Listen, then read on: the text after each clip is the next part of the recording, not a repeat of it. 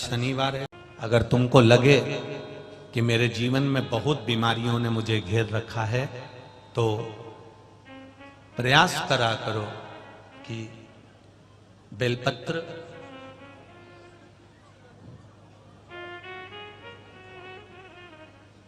जो ये बेलपत्र होती है, इस बेलपत्र की जो ये डंडी होती है, इस बेलपत्र को अशोक सुंदरी वाली जो जगह होती है वहां पर इसका चढ़ाकर डंडी का जो भाग है वो शिवलिंग की ओर हो जाए और यहीं से जल चढ़ाते चढ़ाते चढ़ाते चढ़ाते अशोक सुंदरी से जल चढ़ाते चढ़ाते ओमकार जैसा, ओमकार जब हम अशोक सुंदरी से चालू करेंगे तो वो जल पहले गणेश जी के पास जाएगा, फिर वापिस अशोक सुंदरी के पास आएगा, अशोक सुंदरी से कार्तिकेय के पास जाएगा, कार्तिकेय से महादेव के पास जाएगा।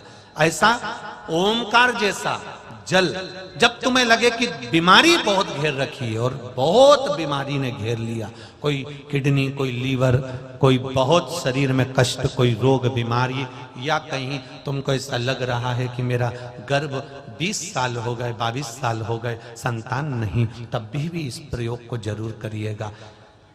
डंडी का मुख शिवलिंग की ओर, पत्ती का मुख अशोक सुंदरी की ओर, जल चढ़ाते समय अशोक सुंदरी से धार चालू कर कर गणेश जी पर, गणेश जी मालूम है ना सबको कहां गणेश जी होते हैं, कहां कार्तिकेय होते हैं, एक बार समझ लो उसको भी अच्छे से।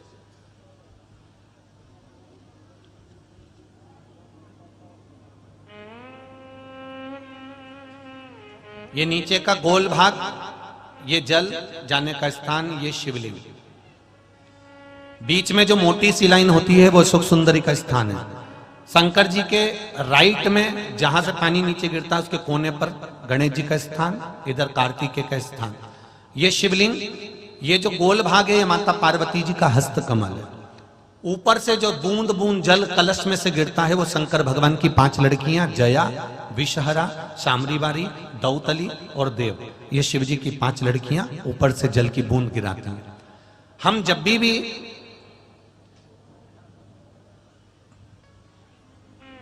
अगर इस कार्य को कर रहे हैं तो बेलपत्री जो चढ़ा रहे हैं वो अशोक सुंदरी वाली जगह पर बीच में चढ़ा दिया, डंडी का मुंह किधर हो, जल चढ़ाना यहीं से चालू करा, यहां से गणेश जी पर गया, गणेश जी से अशोक सुंदरी पर आया, अशोक सुंदरी से कार्तिकेय पर आया, कार्तिकेय से देवादिदेव महादेव पर आया।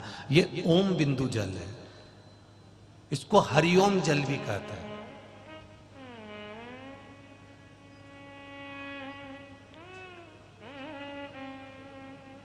उज्जैन महाकाल में भगवान शंकर को सुबेरे सुबेरे सबसे पहला जो जल चढ़ता है वो हरिओम जल चढ़ता है। आप कभी भी उज्जैन वालों से जाकर पूछना, भस्म रमैया मंडल से पूछना या उज्जैन के किसी एक व्यक्ति से पूछना या वहां के पंडा जी से पूछना कि हरिओम जल कब चढ़ता है, तो वो कहेंगे सबसे पहला जल सुबह का हरिओम जल चढ़ता है। इसको हरिओम जल भी कहते हैं। ये रोग निवारण के लिए, कार्य सिद्धि के लिए होता है।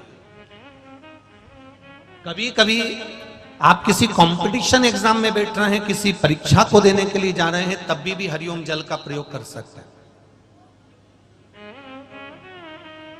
जल चढ़ाने में छल नहीं होना चाहिए। क्या नहीं होना चाहिए? छल नहीं होना चाहिए। आप जल चढ़ाओ, देवादिदेव महादेव को रिझाओ, पर आपके भीतर कपट रखकर या बेईमानी रखकर या प्रपंच रखकर या छल रखकर या किसी को नीचा दिखाने के लिए आप ऐसा जल मत चढ़ाओ कि देवादिदेव महादेव राजी नहीं हो। एक प्रयास आपने भी करा होगा, कभी कभी आप किसी को शिव महापुराण का कोई उपाय बता देते हो, आप शंकर जी का कोई उपाय किसी को बता दिया, पशुपति व्रत कर ले उससे ऐसा हो जाएगा, तू परेशान है ना, कर ले। किसी को बता दिया ऐसा कर ले, ऐसा कर ले, तुमने 2 बार कर लिया, तुम्हारा नहीं हुआ, पर उसने करा, हो गया। कारण क्या था? उसका एक कारण था, उसने तुम्हारी बात पर विश्वास कर लिया और तुम महादेव पर विश्वास ही नहीं कर पाए। अंतर यह जाता, उसने करा, हो गया।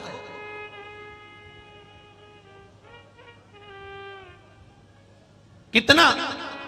एक पशुपति व्रत को दुनिया के लोगों ने शिव महापुराण के अंदर जो पाशुपत्य व्रत का महत्व है उसको कितना छुपा के रखा था साहब। कितना छुपा के रखा था, क्योंकि वो व्रत केवल एक ऐसा था जिस व्रत के बल पर जो मांगा वो मिल जाता।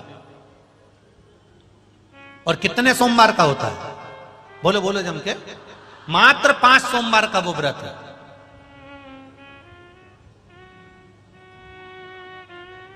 सुबह पूजा की थाली लेकर जाओ, भगवान का अभिषेक पूजन मंदिर में कर आओ। शाम को फिर वही पूजन की थाली, वही की वही थाली, उसमें प्रसाद और दिए कितने?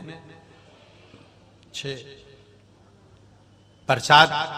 एक पात्र में प्रसाद, 3 हिस्से कर मत ले जाना, एक पात्र में लेकर जाओ। मंदिर में जाकर शाम को प्रदोष काल में फिर पूजन कर लो। पूजन कर प्रसाद के 3 हिस्से कर दो। मंदिर में 6 दिए थाली में से उतार कर जमीन पर रख दो। भूमि पर रखकर 5 दियों को जला दो, प्रज्वलित कर दो। प्रसाद का 2 हिस्सा, 5 दिए जो जलाए हैं वो मंदिर में छोड़ दो। प्रसाद का 1 हिस्सा और 1 दिया जिसको जलाया नहीं है वो जमीन से उठाकर वापिस अपनी थाली में रख लो। बाबा को विनती करो, आज मेरा पहला पशुपति व्रत है बाबा, इसको स्वीकार करना। मीठे का प्रसाद लेकर जाना है, घर में बनाकर लेकर जाओ। उतना ही बनाना जितना मंदिर में लेकर जा रहे हो, उसके 3 हिस्से करने के लिए। ज्यादा मत बनाना। पति पत्नी भी अगर व्रत साथ में कर रहे हैं तो दोनों का प्रसाद अलग अलग बनना चाहिए। कढ़ाई को वापिस साफ करना, फिर पति के लिए वापिस बनाना। कई लोग एक ही कढ़ाई में हलवा ज्यादा बना लेते हैं, सीरा ज्यादा बना लेते हैं या खीर ज्यादा बना लेते हैं और उसमें से आधा हिस्सा पति के लिए निकाल देते हैं, आधा खुद ले जाती है। अब तुमने पहले ही तो कढ़ाई में से 2 हिस्से कर दिए तो उसका कोई फल नहीं मिलेगा। आप जितना बना रहे हो वो एक उपास के लिए होना चाहिए। पति का उपास है तो उसके लिए फिर दूसरा बनाओ, उसके 3 हिस्से फिर अलग। मंदिर में पहला व्रत करो, भगवान से विनय कर आइए। छठा दिया और प्रसाद का 1 हिस्सा जो लेकर आए हो, अपने घर के दरवाजे के बाहर बैठो आराम से, दरवाजे की ओर मुख कर सीधे हाथ की ओर उस दिए को, जो छठा दिया है, उसको अपने सीधे हाथ की ओर, राइट हैंड की ओर, उसको दरवाजे के बाहर जला दीजिए। भगवान से प्रार्थना करिए, मैंने इसलिए ये व्रत करा है बाबा, उसको स्वीकार कर लेना। पहला व्रत कर घर में जाकर भोजन करो। भोजन करते समय सबसे पहले जो प्रसाद का 1 हिस्सा लेकर आए हो, पहले उस हिस्से को पूरा खाइए, उसमें से किसी को मत दीजिए। वो आपका व्रत का है, आपको खाना है, किसी को नहीं देना। एक चुटकी मात्र भी नहीं देना, 1 चम्मच मात्र भी नहीं देना। पहले मीठा का प्रसाद खाओ, उसके बाद भोजन करो। भोजन में ये जरूरी नहीं है कि आप मीठा ही खाना है। सुबेरे फलाहार भी कर सकते हो, भूखे रहते नहीं बने तो सुबह आराम से फलाहार करो, नमक का फलाहार करो, कोई मना नहीं कि तुम मीठा ही पूरा खाओ। भोजन जब भी करोगे तो सुबह नहीं करना है, वो प्रसाद जब खा लोगे उसके बाद करिए।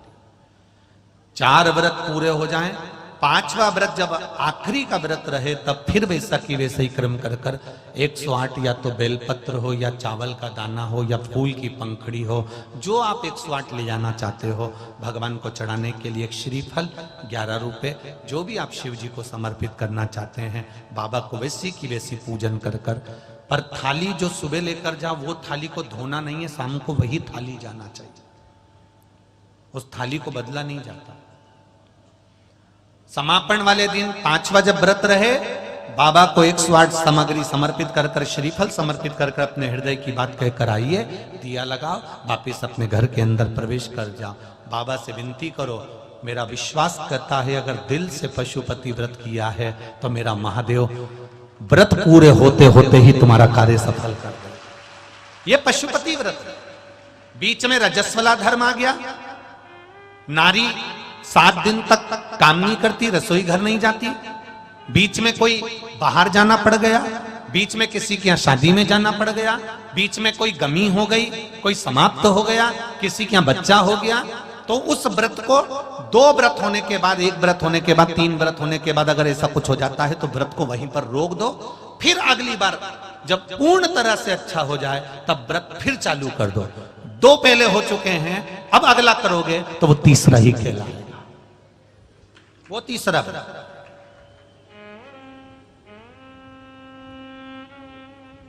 भगवान की भक्ति के साथ में ये पशुपति भगवान का स्मरण आप दिल से करो। कितना कितना छुपा हुआ था शिव महापुराण की कथा। कोरोना काल के पहले शायद कई लोगों को तो स्मरण में भी नहीं होगा कि शिव पुराण की कथा भी सुनने का एक आनंद होता। श्री शिवाय नमस्तुभ्यम, ये वो मंत्र शिव महापुराण का है जिस मंत्र का मात्र उच्चारण करने वाले का मुख का दर्शन भी। और यही नहीं, उज्जैन के ऋण मुक्तेश्वर मंदिर में पुराने समय के पत्थर पर अंकित लिखा हुआ है कि शंकर भगवान की शिव महापुराण की कथा सुनने वाला, भगवान शंकर का भजन करने वाला एक पीढ़ी नहीं, अन्य पुराणों में 7 पीढ़ी तरने का लिखा है, पर उसमें लिखा 71 पीढ़ी तर जाती है। 71। अब वो 71 पीढ़ी कैसे ली गई?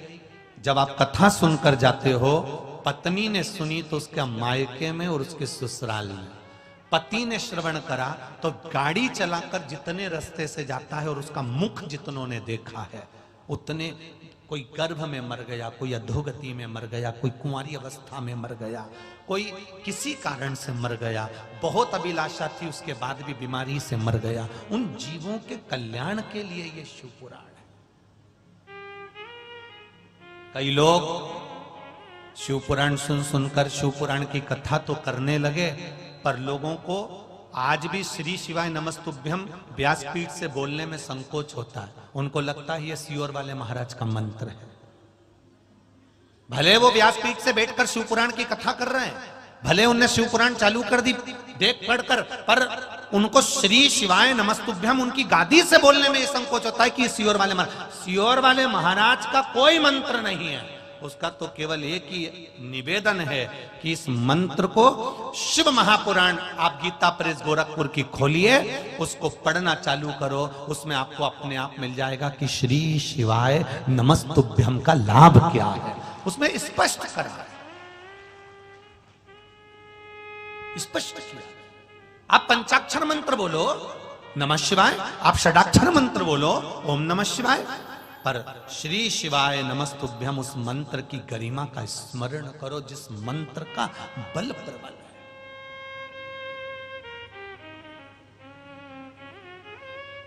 मेरा आप सबसे भी निवेदन है, आपके घर में आप जब फिर ही रहे हो, आपको लगे कि आज मैं बड़ी दुखी हूं, थोड़ी देर बैठ लिए, कोई पास में शिव जी का ओटला हो, शंकर का मंदिर हो, तुम्हारा जब मन करे एक लोटा पानी लेकर घर में से लेकर जाना।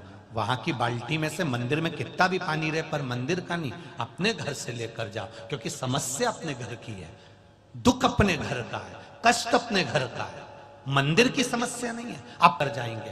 पत्र जब हम लेकर आते हैं तो अपने घर से लिखकर लेकर आते हैं। मेरे घर से पत्र गया है, मेरे घर से भेजा गया है, मेरे घर की निमंत्रण गई है, मेरे घर की पत्रिका गई है, तो भगवान मेरे घर शादी में आएगा। तुम्हारे घर का एक लोटा जल गया है तो महादेव तुम्हारे घर आएगा, ये निश्चित बात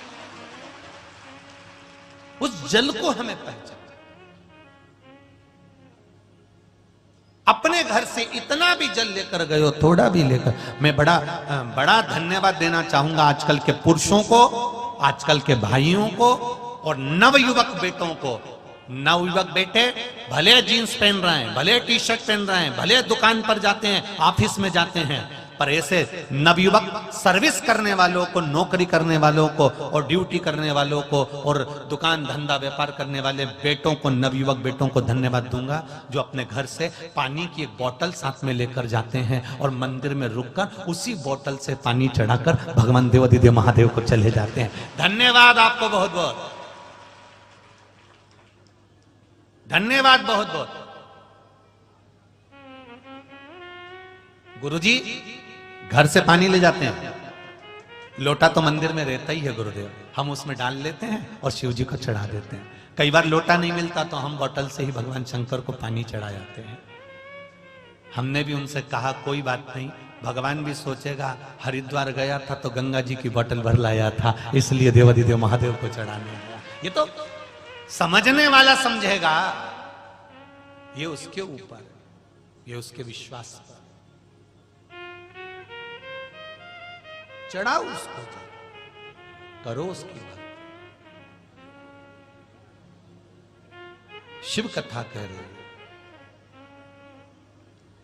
इन नेत्रों को सही जगह पर लगाओगे तो देने वाला भी कभी कमी नहीं रखता।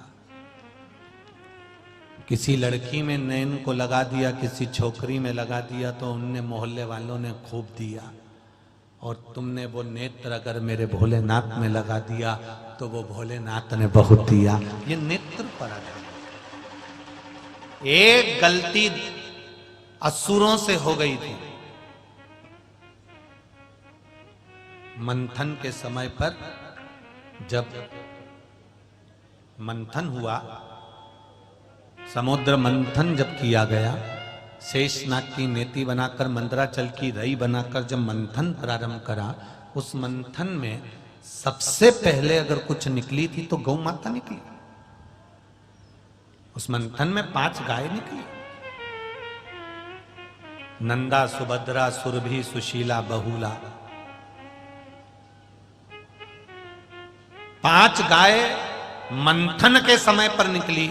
उन 5 गाय के निकलने के बाद फिर विष निकला, फिर विष निकला। अब पहले क्या निकली है, जम के बोलो जरा, गौ माता। और गौ माता के बाद में निकला है विष। गौ माता निकलने का कारण क्या था? मंथन में सबसे पहले गौ माता के निकलने का कारण केवल इतना था, विष जो निकलेगा, उस विष को जो पिएगा उसका कंठ जलेगा, उसका शरीर जलेगा। उस विष की तपन को अगर रोक सकता है तो गौ माता का दूध रोक सकता है। इसलिए शंकर जी का अभिषेक गाय के दूध से होता है।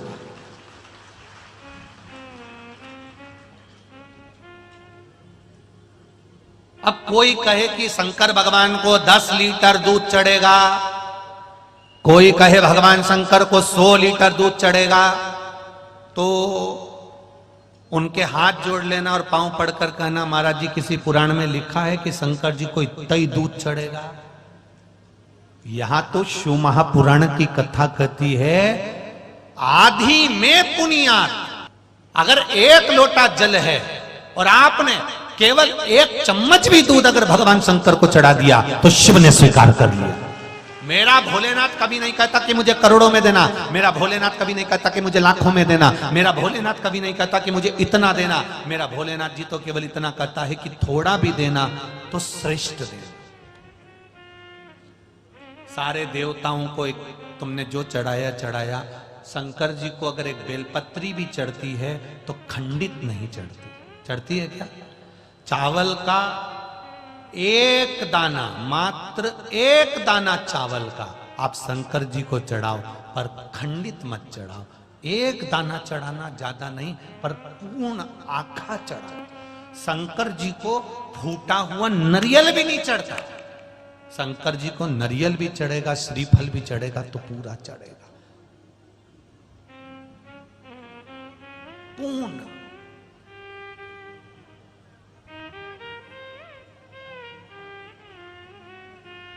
पर कितना?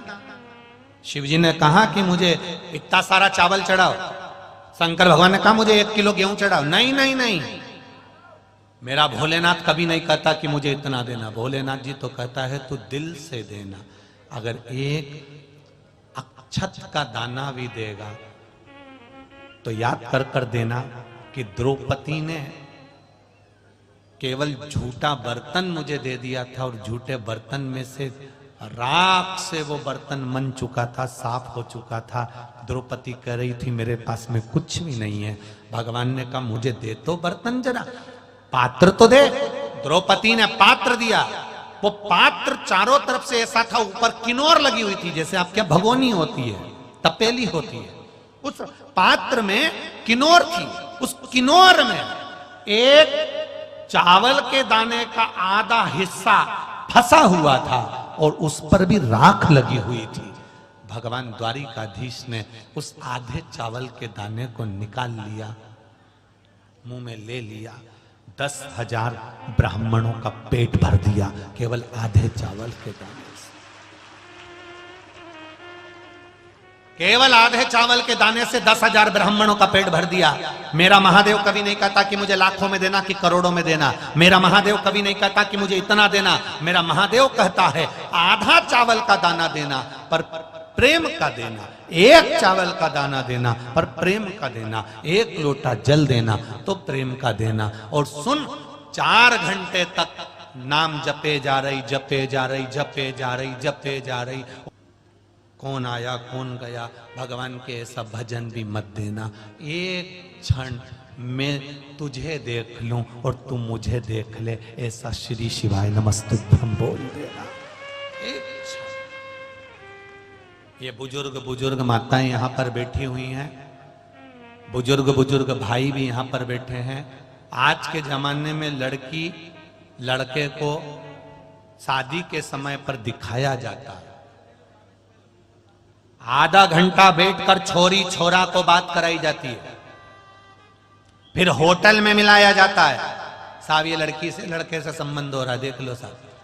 लड़की लड़का घूमने भी जाते हैं शादी के पहले बातचीत करने के लिए। बोलो री जीजियों, सही है कि गलत है? और एक पहले का विवाह होता था, लड़की चाय की ट्रे लेकर आई, रखी, निगाह उठी, छोरा छोरी की निगाह मिली, उसने ट्रे रखी और अंदर चली गई। उससे ना तो कोई प्रश्न करा गया ना कुछ पूछा गया, केवल छोरे ने छोरी को देखा, छोरी ने छोरे को देखा। आधे घंटे सोफे पे बैठ के नहीं देखा, केवल एक क्षण ट्रे रखते समय बस निगाह मिली और शादी पक्की हो गई। जो एक निगाह से शादी पक्की हुई थी वो 7 जन्म तक चली, और जो होटल में हुई थी वो 7 महीने ही चल जाए तो बहुत बड़ी बात है। 24 घंटे फोन पे लगे रहे, मम्मी भी कुछ नहीं बोली, अब पक्की हुई है शादी। क्या बोला? ना माँ बोली ना पिता बोले, शादी पक्की हुई है, कर लेने दो बात। 24 घंटा बात करे, रात को 1-1, 2-2 बजे तक बात करे, सुबह उठ के फिर मैसेज करे।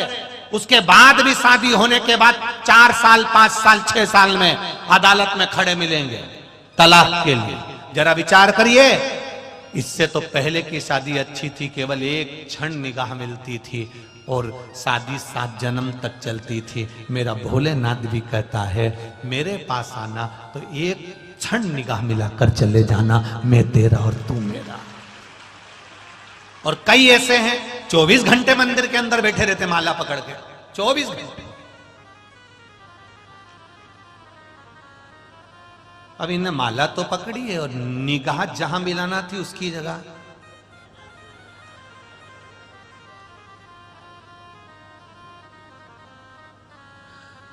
देख ले, उधर से झाड़ू लगाते लगाते इधर तक लिया।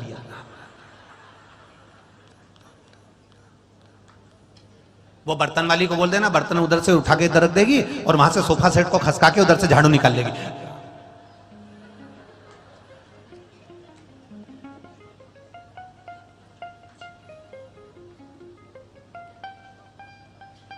अरे इतनी देर से घंटी बज रही, देख तो लो कौन आया, दूध वाला आया होगा, देख रहे जाकर। अब बताओ, भगवान भी सोच रहा है या तो दूध लिया है या फिर मेरे को जब। और क्या कह रही है कि मैं तो 2 घंटे भगवान की सेवा करती। भगवान से पूछा है, बोलो ये कमला करती? भगवान बोले पक्की आलसान, इसके बराबर तो दुनिया में कोई होगा ही नहीं। मंदिर में आके बैठ जाती है, माला पकड़ के 4 घंटा तक बैठी रहे। एक हनुमान चालीसा को 25 बार बोल देती है। 25 बार पूरी बोलती है? नहीं, एक ही बार पूरी नहीं हो पाती, उसी में 25 बार हो जाती है। जय हनुमान ज्ञान गुण सागर, जय कपीश तिहुँ जागर, राम पुत्र पवन सतनाम, महावीर विक्रम बजरंगी कुमति कृष्ण कंचन बराज। पूरी हनुमान चालीसा पढ़ती जाएगी, पूरा काम घर का करती जाएगी। हनुमान जी भी बोले बेन जाने दे, मेरे को दूसरी जगह जाना, तू बैठी 4 घंटे से। भगवान भी फिर, भगवान को ये पसंद नहीं है। भगवान कहता है एक क्षण मात्र आधी में पुनियाद। मेरे शंकर जी कहते हैं एक बार मेरे मंदिर तक आ गया, दिल से जल चढ़ा दिया, हृदय से कह दिया श्री शिवाय नमस्तुभ्यम, मैं तेरा हो गया, तू मेरा हो गया, चली जा घर। कुछ नहीं, बैठे हैं हम तो।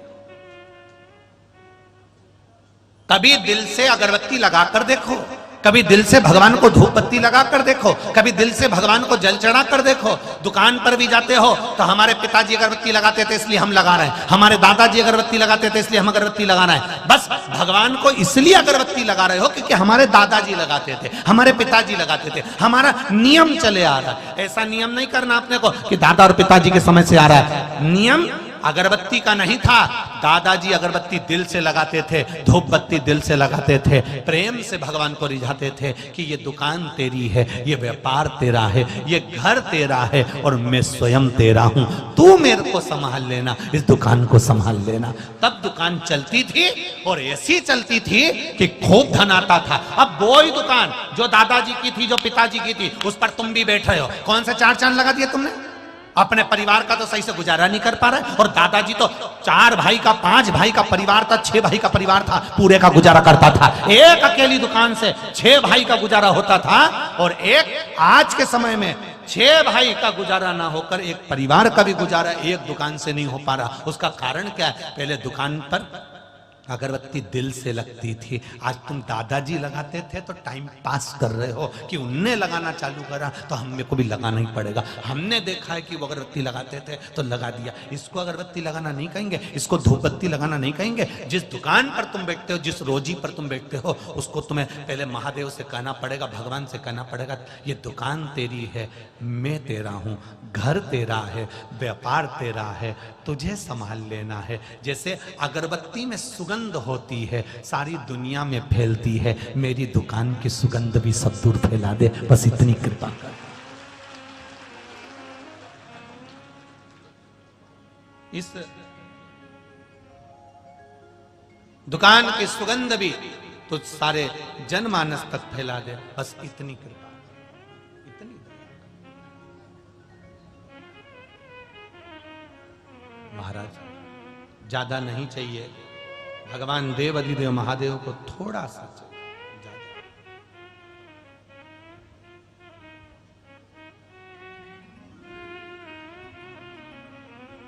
जब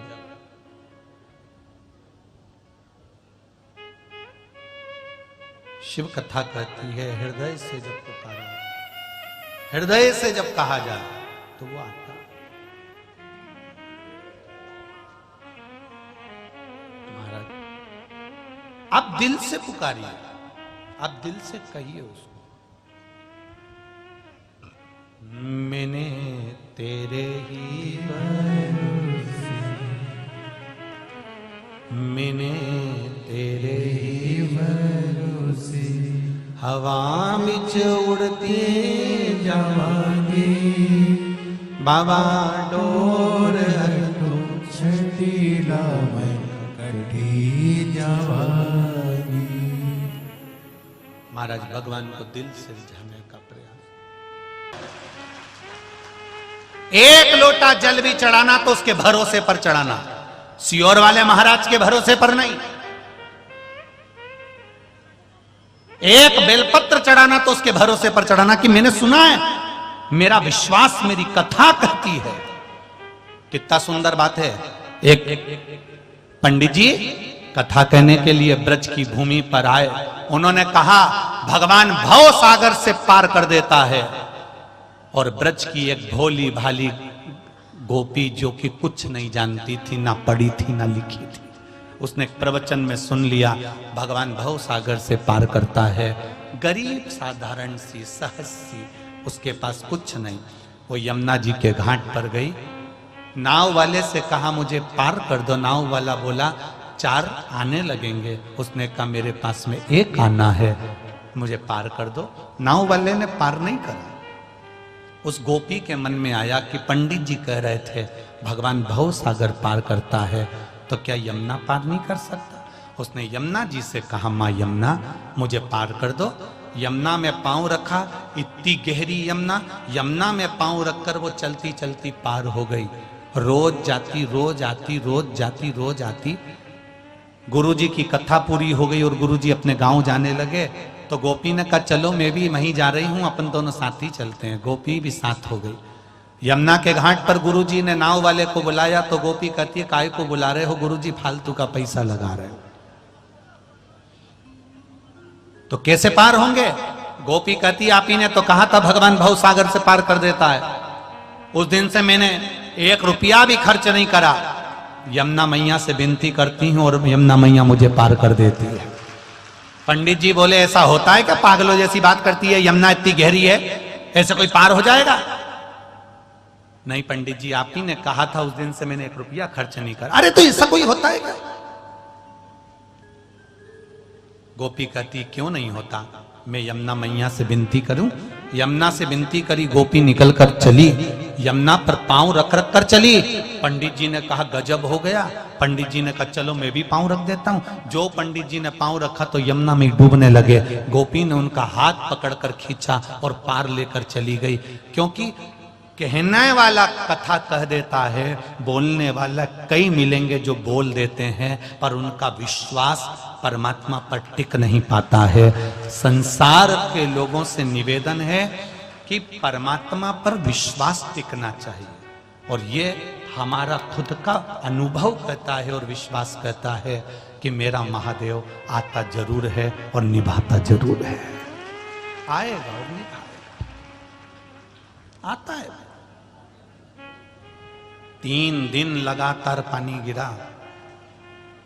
ये जमीन पर जहां कथा हो रही है ये खेत की जमीन है, इस पे कोई मुरम नहीं डली है, इस पे कुछ सामान नहीं डला है, केवल खेत की जमीन है। और खेत की जमीन में पानी गिर जाए तो 3 दिन लगातार पानी गिरना, और रात भर 2 बजे से गिरना चालू हो जाना, सुबह तक गिरना।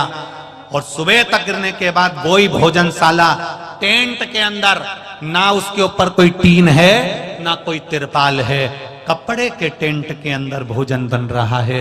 और यहाँ लोग लाखों की संख्या में आए हैं। वो चला रहा है, चल रही है, वो सुना रहा है, सुन रहे हैं। किसी की सामर्थ्यता नहीं कि कोई कर ले। अच्छे से अच्छा व्यक्ति भी हार जाता है जब खुद के घर की शादी होती है और पानी गिर जाए तो पसीने टपकने लगते हैं। यहां किसी का पसीना नहीं टपका, यहां प्रेम टपका है। एक जरा सी शादी में तुम्हारे यहां पानी आ जाए, उथल पुथल हो जाती है। यहां लाखों जनता, पंडाल के अंदर हजारों जनता रुक रही थी। प्रतिदिन बाबा कहीं ना कहीं रूप में आ रहे थे।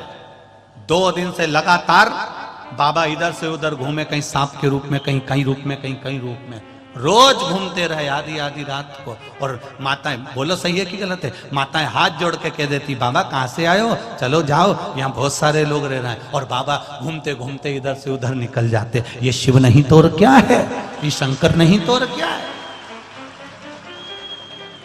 आया, अपना भजन कराकर, अपना स्मरण कराकर, भक्ति को देकर भगवत स्मरण कराकर गया। एलईडी चालू कर दो आसपास की सब भगवत भजन में लीन रही है। उसके ऊपर भरोसा कर कर देखिए, उसके ऊपर विश्वास कर कर देखिए, उस पर दृढ़ता बनाकर देखिए, वो साध लेगा। सहज नहीं है मेरा देव अधिदेव महादेव, सहज नहीं। वो पकड़ता है हाथ, डूबने नहीं देता है। अकाल मृत्यु वो मरे जो काम करे चंडाल का, काल उसका क्या बिगाड़े जो भक्त हो महाकाल का। शिव के उपासक बन।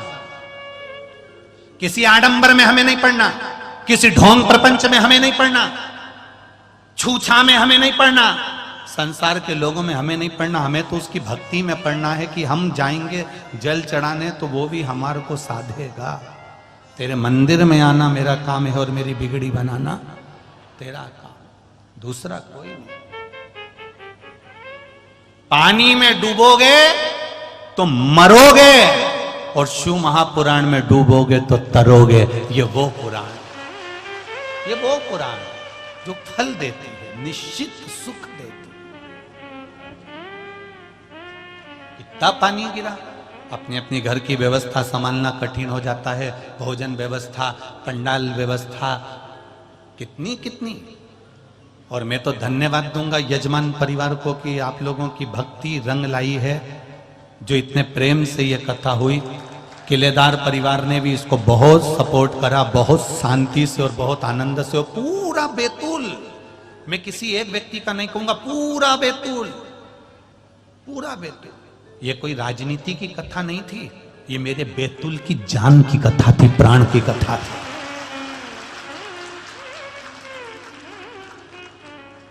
किसको कहूं मैं, किसका वर्णन करूं मैं? ये पूरे बैतूल के प्रेम की कथा है, स्नेह की, कि हम बैतूल वासियों में प्रेम कैसा है, स्नेह कैसा है, हम बैतूल वासी क्या कर सकते हैं, ये इन्होंने कर कर दिखा दिया। इस कथा में इतना पानी गिरने के बाद भी व्यवस्थाएं, रात को गाड़ियों में, ट्रालियों में गन्ने का भूसा भर कर आ रहा है, लोग बोरों में भर भर कर छोड़ रहे हैं, व्यवस्था कर रहे हैं, पन्नियां बिछा रहे हैं, बैठ रहे हैं। जरा विचार करिए कितना। आप, कई लोग कहते हैं कि साहब ये पास से हम तो कहते हैं आने वाले समय में अगर शिव महापुराण का कोई पास बटेगा, या शिव महापुराण के लिए किसी ने वीआईपी पास बनवाया और कहा साहब ये वीआईपी लोगों का पास है, तो उस जगह से हम कथा करने ही नहीं जाएंगे, हम से वापिस चले जाएंगे। हमें ऐसी कथा नहीं करना। वीआईपी आए, दोपहर में 1 बजे कथा चालू हो रही है, 1:30 बजे सिर पे पल्लू लेकर आराम से डेंटिंग पेंटिंग कर कर अपनी शान सत्ता दिखाने के लिए अच्छे अच्छे कपड़े पहनकर आ जाओ और कहो हमें अंदर जाने दो। और ये बेचारे जो पड़े हुए हैं, पन्नी बिछा बिछा कर रात रात भर पड़े हुए हैं, भगवान के भरोसे पर आए हैं, भगवान की भक्ति के लिए आए हैं, ये क्या ऊपर से ताप्ती जी में बहकर आए?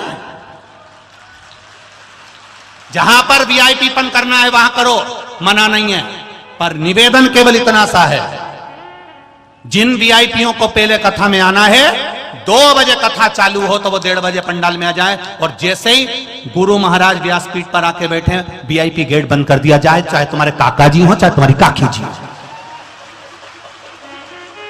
सबको एक जाजम पर लीजिए, सबको एक बराबर लीजिए। गरीब हो, अमीर हो, आदिवासी हो, वनवासी हो, नीचा हो, ऊंचा हो, मेरे शंकर के यहां तो सब बराबर है साहब। केवल शिव ही तो एक ऐसा है जहां सब बराबर, सब। मैंने देखा वो किलेदार जी के यहां से वो राजा भैया रोज यहां से बेलपत्री उठा के पीछे ले जाते, और यहां वालों को नहीं देते, वो पीछे वालों को दे देते। मुझे धन्यवाद देता हूं मैं आपको बहुत बहुत। उनको मिली तो सही, उनको सुख तो मिला, उनको प्राप्त तो हुआ। ये एक आनंद है हमारा। क्या वीआईपी वीआईपी वीआईपी वीआईपी? कोई मरेगा तो डल्लभ के गद्दे पे जाएगा क्या?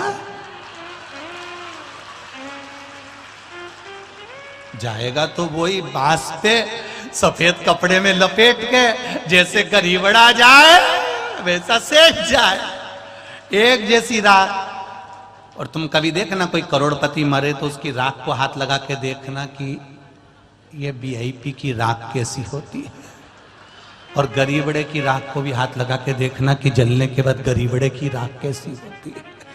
राख में कोई अंतर होगा? नहीं, बिल्कुल नहीं है। तो फिर क्यों अंतर? करो भजन। भोजन वालों ने जब भोजन कराया, बैतूल की इस पावन धरा पर जब भोजन वाले भोजन करा रहे थे, हमने सुना हमने सिलवानी की विधायक की पत्नी और ना जाने कहां के विधायक की पत्नी तो पूड़ी बेल रही थी, पूड़ी बेल रही थी। इसको कहते हैं सेवा। वहां तुम्हारा विधायकपन नहीं है, वहां तुम शंकर भगवान की सेवक बनकर आई हो, सेवा का मौका मिला है। और उस सेवा का फल क्या होता है, उस सेवा का आनंद क्या होता है, ये तो तारीख लिख लेना कि आज तारीख को कथा चालू हुई, ये तारीख को विराम हुई, और उसका 3 महीना मिला लेना। मेरा बाबा क्या देता है वो तो वही जान सकता है, सेवा का फल क्या देता है वो जानता है। स्वयं इसका नाम ही ताप्ती है कि लोगों के ताप को मिटा देती है। उसकी कथा को सुनकर तुम्हारा भी पाप जरूर मिटेगा। तुम्हारा भी कष्ट जरूर मिटे। शिव कथा कर मां आनंदमय कथा का वर्णन करती है। जब अमृत निकला, विष निकलने के बाद अमृत की जब प्राप्ति हुई, वो अमृत असुरों को नहीं मिला, देवताओं को मिला। उसका एक कारण था कि भगवान ने मोहिनी स्वरूप धारण कर लिया था। असुर की दृष्टि उस स्त्री पर पड़ गई, उस मोहिनी पर पड़ गई। पर सारे जितने देवता बैठे थे उन्होंने उस मोहिनी को नहीं देखा, उनके चरण को देखा। क्यों? क्योंकि मोहिनी कोई दूसरे नहीं, भगवान नारायण थे।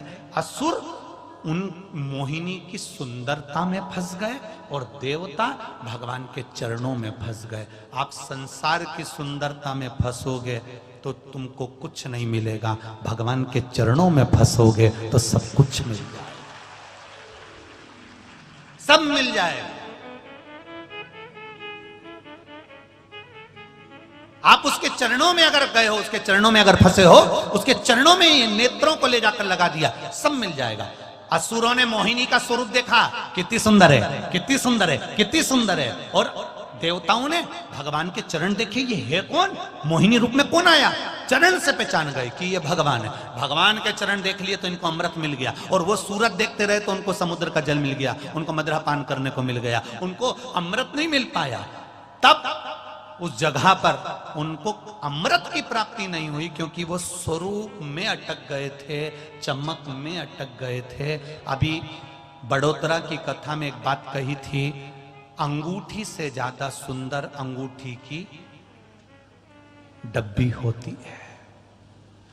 किसी किसी डब्बी को खोलो तो लाइट जल जाती है, अंगूठी की डब्बी इतनी सुंदर, मखमल लगा होता है।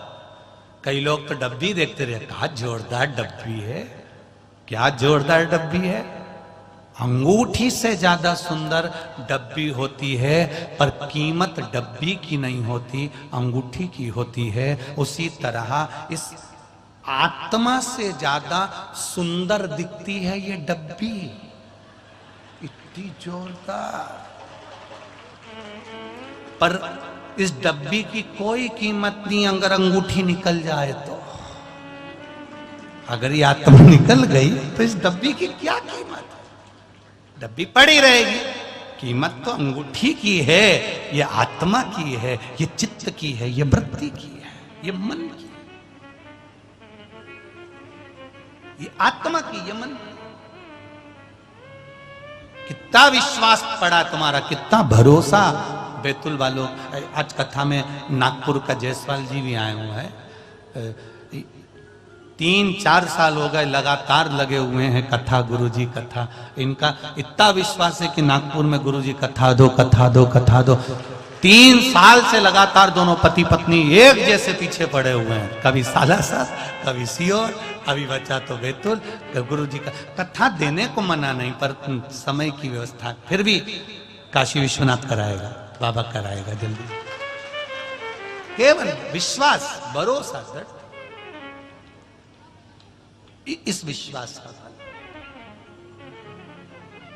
3 साल पहले ली कथा आज पूरी हो रही है। ये शिव कृपा नहीं तो और क्या है, ये भरोसा, विश्वास, दृढ़ता।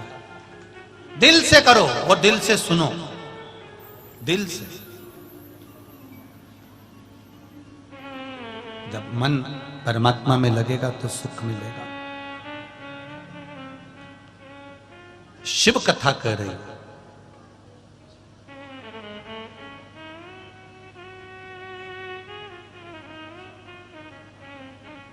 अमृत देवताओं को मिल गया। भगवान शंकर ने देखा कि यहां थोड़ा सा, भगवान शिव ने देखा यहां थोड़ा उपद्रव हुआ, तब भगवान शंकर ने साध लिया विष पीकर। बहुत कम लोग होते हैं संसार में जो विष पीते हैं। विष से मतलब है अपयश पीते हैं। सम्मान सबको चाहिए, पर कभी यह विचार कर भी बैठो घर में रह रहे हो तो ठंडी रोटी भी खाना पड़ सकती है, सुख के साथ में थोड़ा दुख भी मिल सकता है। दुख देने के लिए ये पूरा संसार है और सुख देने के लिए मेरा देवाधिदेव महादेव। दुनिया के लोग दुख देना जानते हैं तो सुख देना मेरा महादेव जानता है। वो सुख देना जानता है।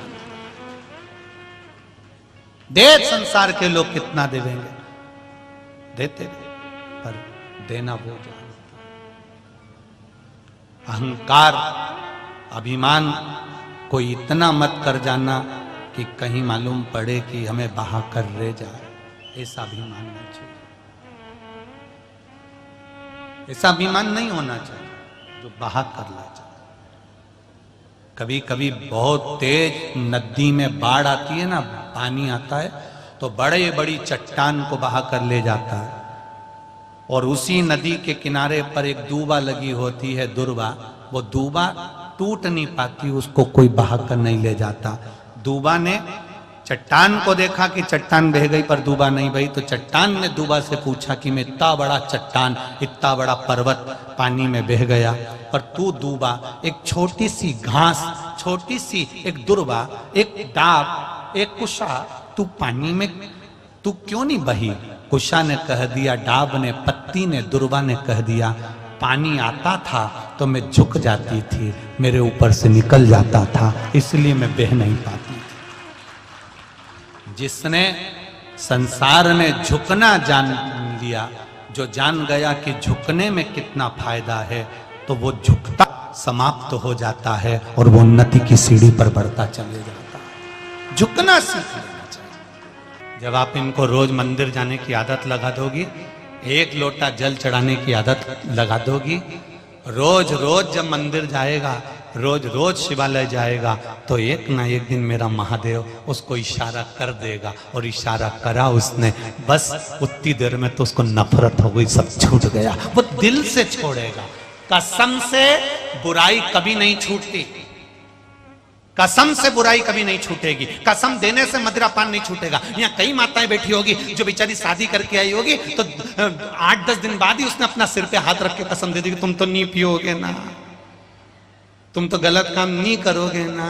अब बताओ, ईमानदारी से उसने 8-10 दिन नहीं करा उसके बाद में फिर अब बेचारी कहीं घर छोड़ के चली जाए, अब साथ ये कसम से या ताप्ती में खड़ा करने से या नर्मदा जी में खड़ा करने से। कई लोग हमसे कहते हैं आप कसम दिलाया करो व्यसन छुड़ाने के लिए। कोई कहता है हम ये कर रहे हैं, हम ये कर रहे हैं, हम ये कर रहे हैं। हम उनसे कुछ मत करो, अगर इनका व्यसन छुड़ाना है, इनका गलत काम छुड़ाना है, तो इनको मंदिर तक ले जाकर छोड़ना चालू कर दो, या अपने आप छोड़ दो।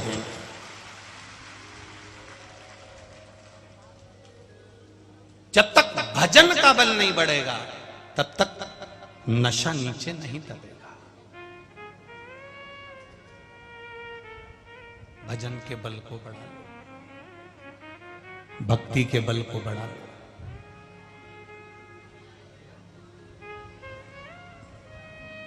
मंदिर में हो तब तक भगवान के, बोलो जम के बोलो, चरणों में हो। मंदिर की सीढ़ी छोड़कर निकले तो भगवान के चरणों में हो नहीं हो, तब क्या करोगे? तब मंदिर में ही भगवान से कह देना, मंदिर में हूं तब तक तेरे चरणों में हूं, और ऐसी कृपा करना मैं कहीं पर भी रहूं, यहां तेरे चरणों में रहूं और वहां तेरी शरण में रहूं, जहां रहूं तेरी शरण में। मंदिर में तेरे चरणों में रखना, दुकान पर रहूं तो समझूं कि तेरी शरण में हूं, घर में रहूं तो समझूं कि तेरी शरण में हूं। तू मुझे खाने को दे रहा है, तू ग्राहक बनकर आया है, तूने मुझे संभाल लिया है, तू मुझे संभाल रहा है। आज अगर ये भातृ परिवार या ये कौशल परिवार या ये कथा करवा रहा है, तो ये भगवान की शरणागति से करवा रहा, कि वो करने वाला है, अपन तो केवल एक निमित्त मात्र है, केवल निमित्त।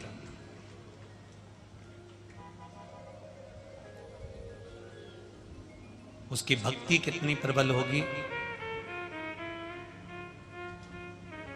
उसके भजन का बल कितना प्रबल होगा। एक साधारण सा मनुष्य भजन करता है और एक संत और सती भजन करती है। साधारण सा मनुष्य भजन करता है तब परमात्मा नहीं आता। संत और सती जब भजन करती है तो भगवान को खींच कर बुला लेती है। इतने लोगों में, लाखों की संख्या में आप लोग कथा श्रवण करने के लिए जब आते हो, इतने लोगों में कोई ना कोई एक संत स्वभावी, कोई ना कोई एक सती ऐसी कथा में आ जाती है जिसका स्पर्श दूसरे को हुआ, दूसरे से तीसरे को हुआ, तीसरे को चौथे को हुआ। जैसे एक रज, जैसे वो कोरोना की बीमारी नहीं होती, कोरोना की बीमारी केवल हाथ किसी चीज में छू गया तो वो टच करते करते करते करते सबको हो जाती। बोलो सही है कि गलत है? तो लोग कहते तू बाहर गई थी क्या? नहीं, मैं तो नहीं गई। फिर कहाँ गई थी? कहीं नहीं।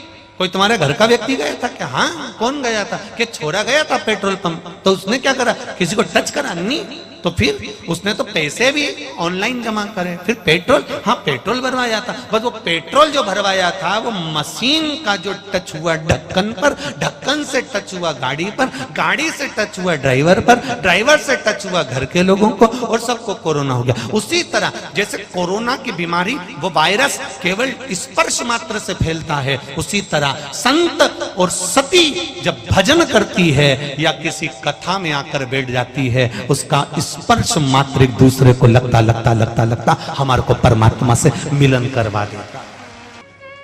बैठकर तो आप घर में भी कथा सुन सकते हो, बैठकर तो आप घर में सोफे पर, पलंग पर, कुर्सी पर बैठकर कथा सुन सकते हो, बैठकर तो आप आस्था चैनल के सामने, मोबाइल के सामने सुन सकते हो। पर कथा के पंडाल में क्यों जाते हैं? कि कोई संत, कोई सती, कोई साधु, कोई सन्यासी, कोई तपस्वी, कोई साधक, कोई उपासक, कोई ऐसा भक्त जो भगवान की मस्ती में डूबा रहता होगा, और हम दिन भर कमाने में डूबे रहते हैं, परिवार में डूबे रहते हैं, अपनों में डूबे रहते हैं, झूठ प्रपंच में डूबे रहते हैं। पर कोई तो इन लाखों की संख्या में एकाध तो ऐसा होगा जो केवल भगवान में डूबा रहता होगा, उसका स्पर्श हमारे जिंदगी को संवार देता है, हमारे जीवन को संवार देता है, और उसका फल मिलता है। कहीं ना कहीं मेरा परमात्मा अपना दीदार देने आता है। आया बैतुल में भी कल पानी की बूंद से महादेव टेंट में बनाकर चले गया कि मैं यहीं पर घूम रहा था। पानी की एक बूंद से पूरा पंडाल में कहीं बूंद नहीं थी पानी की, बस वो एक ही जगह पर उसने अपना स्वरूप का दर्शन दिया और चला गया। बस उसका कहीं ना कहीं वो सती और संत, साधु, सन्यासी, तपस्वी, साधक, उपासक, भजन करने वाला, कीर्तन करने वाला, मंत्र जाप करने वाला, नाम स्मरण करने वाला, यदि उसका स्पर्श मात्र होता है तो भी हमको सुख का अनुभव हो जाता है। शरणागति का फल कितना है? आप भगवान से कहते जरूर हो, भोलेनाथ दया करना, मैं। अब तुमने इतनी सी बात कह दी कि मैं तेरे भरोसे पे हूं। अब इतनी सी बात कितनी काम की है, जरा ध्यान दो। कितनी सी कही, फिर से बोल दो एक बार।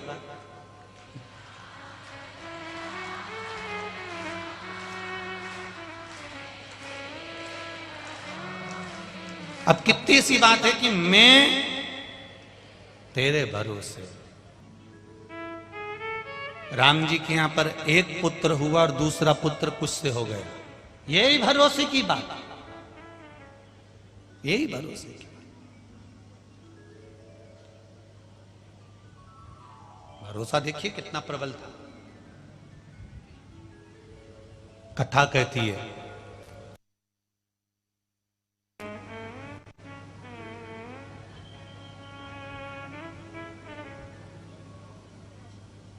एक माँ ने अपने बच्चे को कपड़े की झोली में सुला दिया।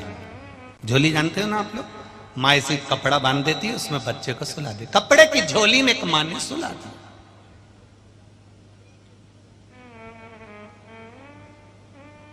अब उसी के एक आश्रम में रहती थी, एक मुनि के आश्रम में, सन्यासी के आश्रम में वो माँ रहती है। अपने बेटे को उसने झोली में सुलाया, पानी भरने जा रही है, बच्चा सो रहा है। संत से, मुनि से कह दिया, गुरु जी से कह दिया, महाराज गुरुदेव, मुनिवर, संत देव, हे गुरुदेव, हे गुरुदेव, गुरुजी मैं पानी भरने के लिए जा रही हूं, मैं जल भरने जा रही हूं, बच्चा झोली में सो रहा है, आप ध्यान रखना। आपके भरोसे छोड़ के जा रही हूं, मैं तेरे भरोसे। वो नारी क्या कर रही है, वो स्त्री क्या कर रही है, वो मां क्या कर रही है? स्वामी जी, मुनिवर, संत, गुरुदेव, इस बच्चे को मैं आपके भरोसे छोड़कर जा रही हूं, थोड़ा ध्यान रखना, मैं पानी भरने जा रही हूं। और वो नारी, वो मां जल लेने चली गई। और वो मां जब जल लेने के लिए गई, माता जल लेने के लिए थोड़ी सी आगे बढ़ी, और जैसे ही जल लेने के लिए आगे बढ़ी, उसके मन में आया, संत मुनि तो माला पकड़कर बैठ जाएंगे, आंख बंद करके बैठ जाएंगे, थोड़ी देर में वो नेत्र बंद करके बैठ जाएंगे, और उन्होंने अगर नेत्र बंद कर लिए और मेरे बच्चे को कोई शेर, कोई जीव, कोई जंतु, कोई पशु, कोई पक्षी खा गया तो,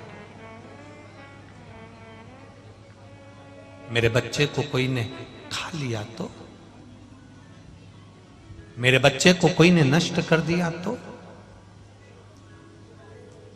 अच्छा, पहले वन बहुत थे,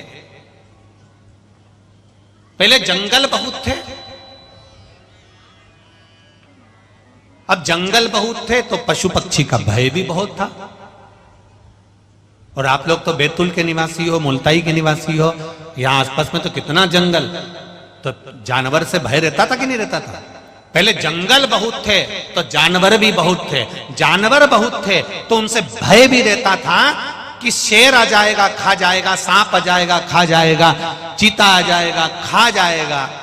परंतु अब ना तो जंगल बचे और ना, बोलो बोलो जम के बोलो, ना जानवर बचे। पर आज भी लोगों को भय है,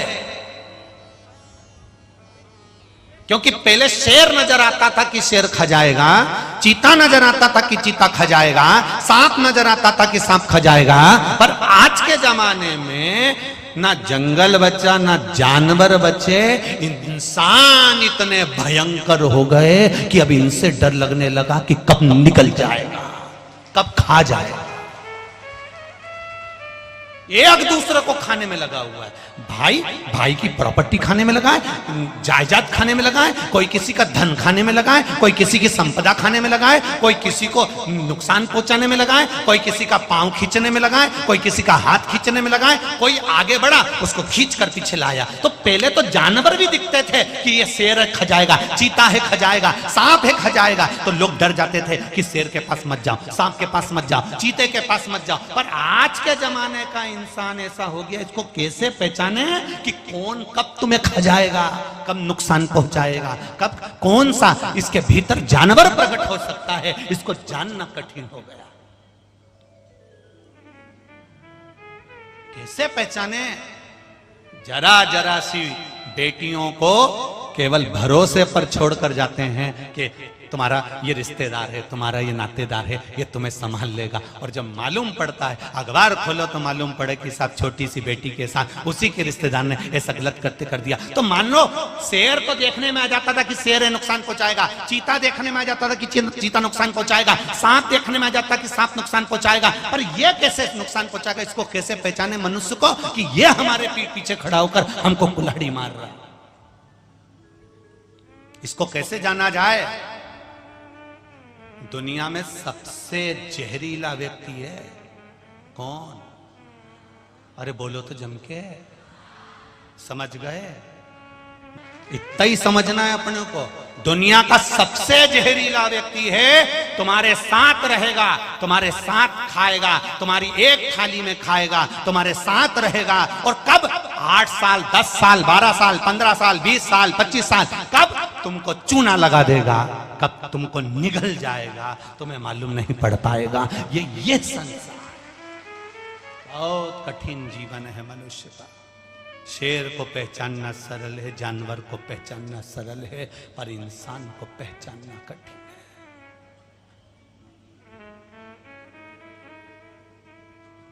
लगा, उस माता को लगा मैं बच्चे को सुला कर आ गई हूं। संत नेत्र बंद करके बैठ जाएंगे, माला पकड़ के बैठ जाएंगे, आंखें बंद कर लेंगे और कोई जानवर आ गया मेरे बच्चे को खा गया तो माँ का दिल तो माँ का दिल होता है, माता का हृदय तो माता का हृदय होता है। माँ वापिस आ गई, संत माला पकड़ कर बैठे थे, इसने अपने बच्चे को उठा लिया और उस कपड़े में अपने बच्चे को बांध लिया और सिर पे हंडा रखा और पानी भरने चली गई। वो जल भरने गई, इतनी देर में संत की निगाह खुली, उन्होंने देखा कि देखूं झोली में बच्चा सो रहा है कि नहीं सो रहा। जो देखा तो झोली में बच्चा ही नहीं था। अब झोली में बच्चा नहीं है, संत हक्का बक्का रह गए।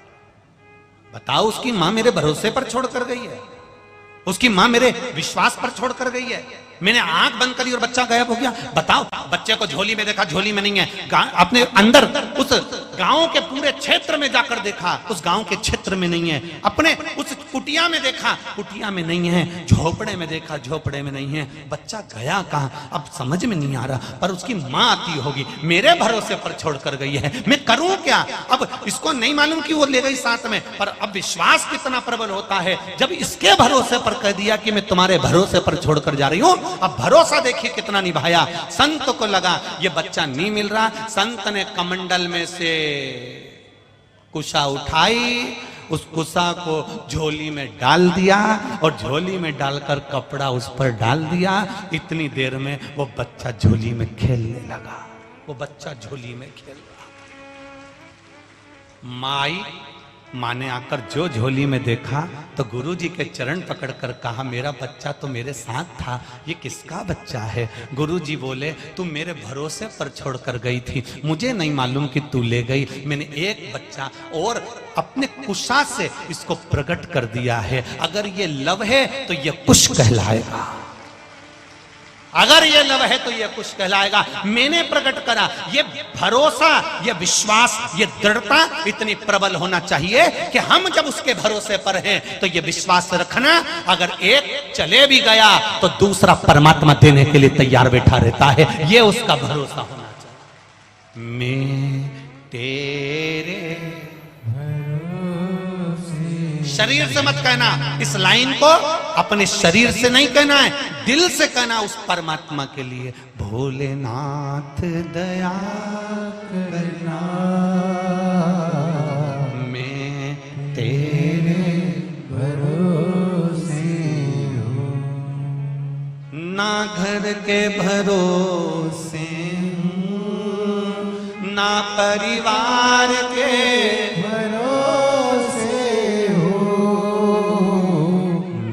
बाबा दया करना, मैं तेरे भरोसे हूँ। जब अपन दिल से कहते हैं कि मैं तेरे भरोसे पर हूँ, मैं तेरे बल पर जी रही हूँ, मेरी कोई औकात नहीं बाबा, बहुत तू संभाल लेना। अब तुम कहीं गिरे तो उसने संभाल लिया, गिरे उसने संभाल।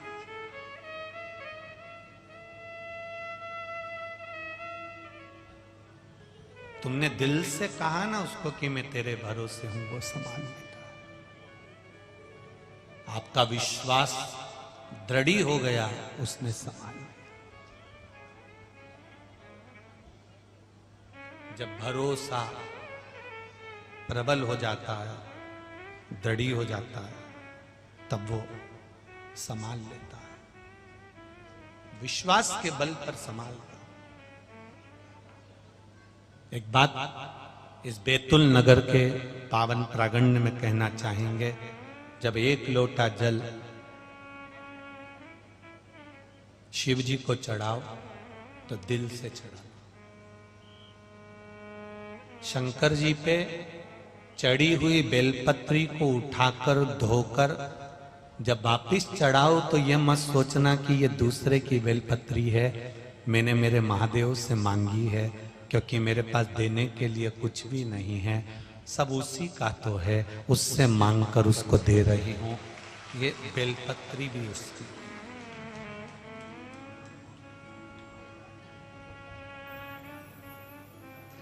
हम क्या दे रहे हैं भगवान को? बेलपत्री का पेड़ वृक्ष दूसरे ने लगाया, उसकी पत्ती तोड़कर हमने महादेव को चढ़ाई। कभी हमारे भीतर भी तो ऐसा संकल्प होना चाहिए कि अपने आप को अमर कैसे बनाऊं। कहीं अगर मैं 2-5 लाख रुपए दान कर दूंगी तो पत्थर पर नाम लिखाएगा। अगर मैंने 25-50 हजार रुपए दान कर दिए तो पत्थर पर नाम लिखाएगा। पत्थर पर भी धूल चढ़ जाएगी, वो पत्थर थोड़ी ना भगवान पर चढ़ेगा। अपने आप को मैं अमर कैसे बनाऊं? तो एक बेलपत्री का पेड़ ऐसा लगा कर चली जाऊं जिसकी पत्ती टूटकर मेरे महादेव पर चढ़ती रहे। प्रत्येक कथा के अंतर्गत इस व्यासपीठ से हर बार एक बात कहते हैं कि प्रयास करो, अपने जीते जी एक बेलपत्री का वृक्ष का निर्माण ऐसा करो कि उसकी पत्ती टूटकर मेरे महादेव के चरणों में जाती रहे। हम रहे ना रहे पर तेरी सेवा होती रहे, बस।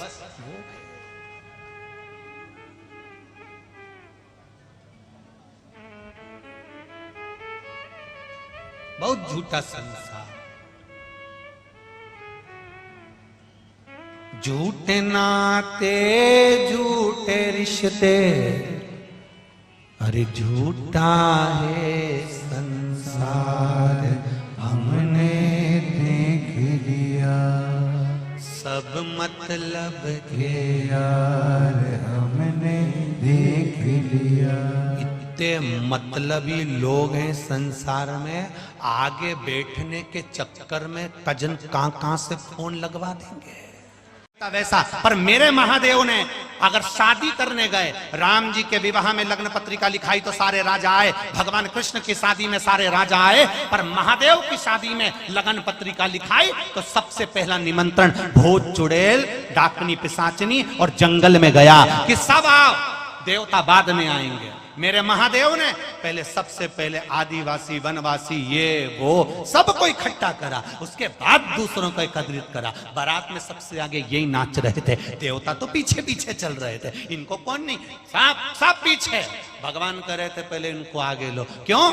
क्योंकि दुनिया भले नकार दे, दुनिया भले इनको पीछे हटा दे, पर एक बात याद रखना, जितने भी लोग कहें कि ये आदिवासी हैं, ये वनवासी हैं, कोई आदिवासी और कोई वनवासी नहीं, सब मेरे महादेव के भक्त हैं और शंकर के उपासक हैं।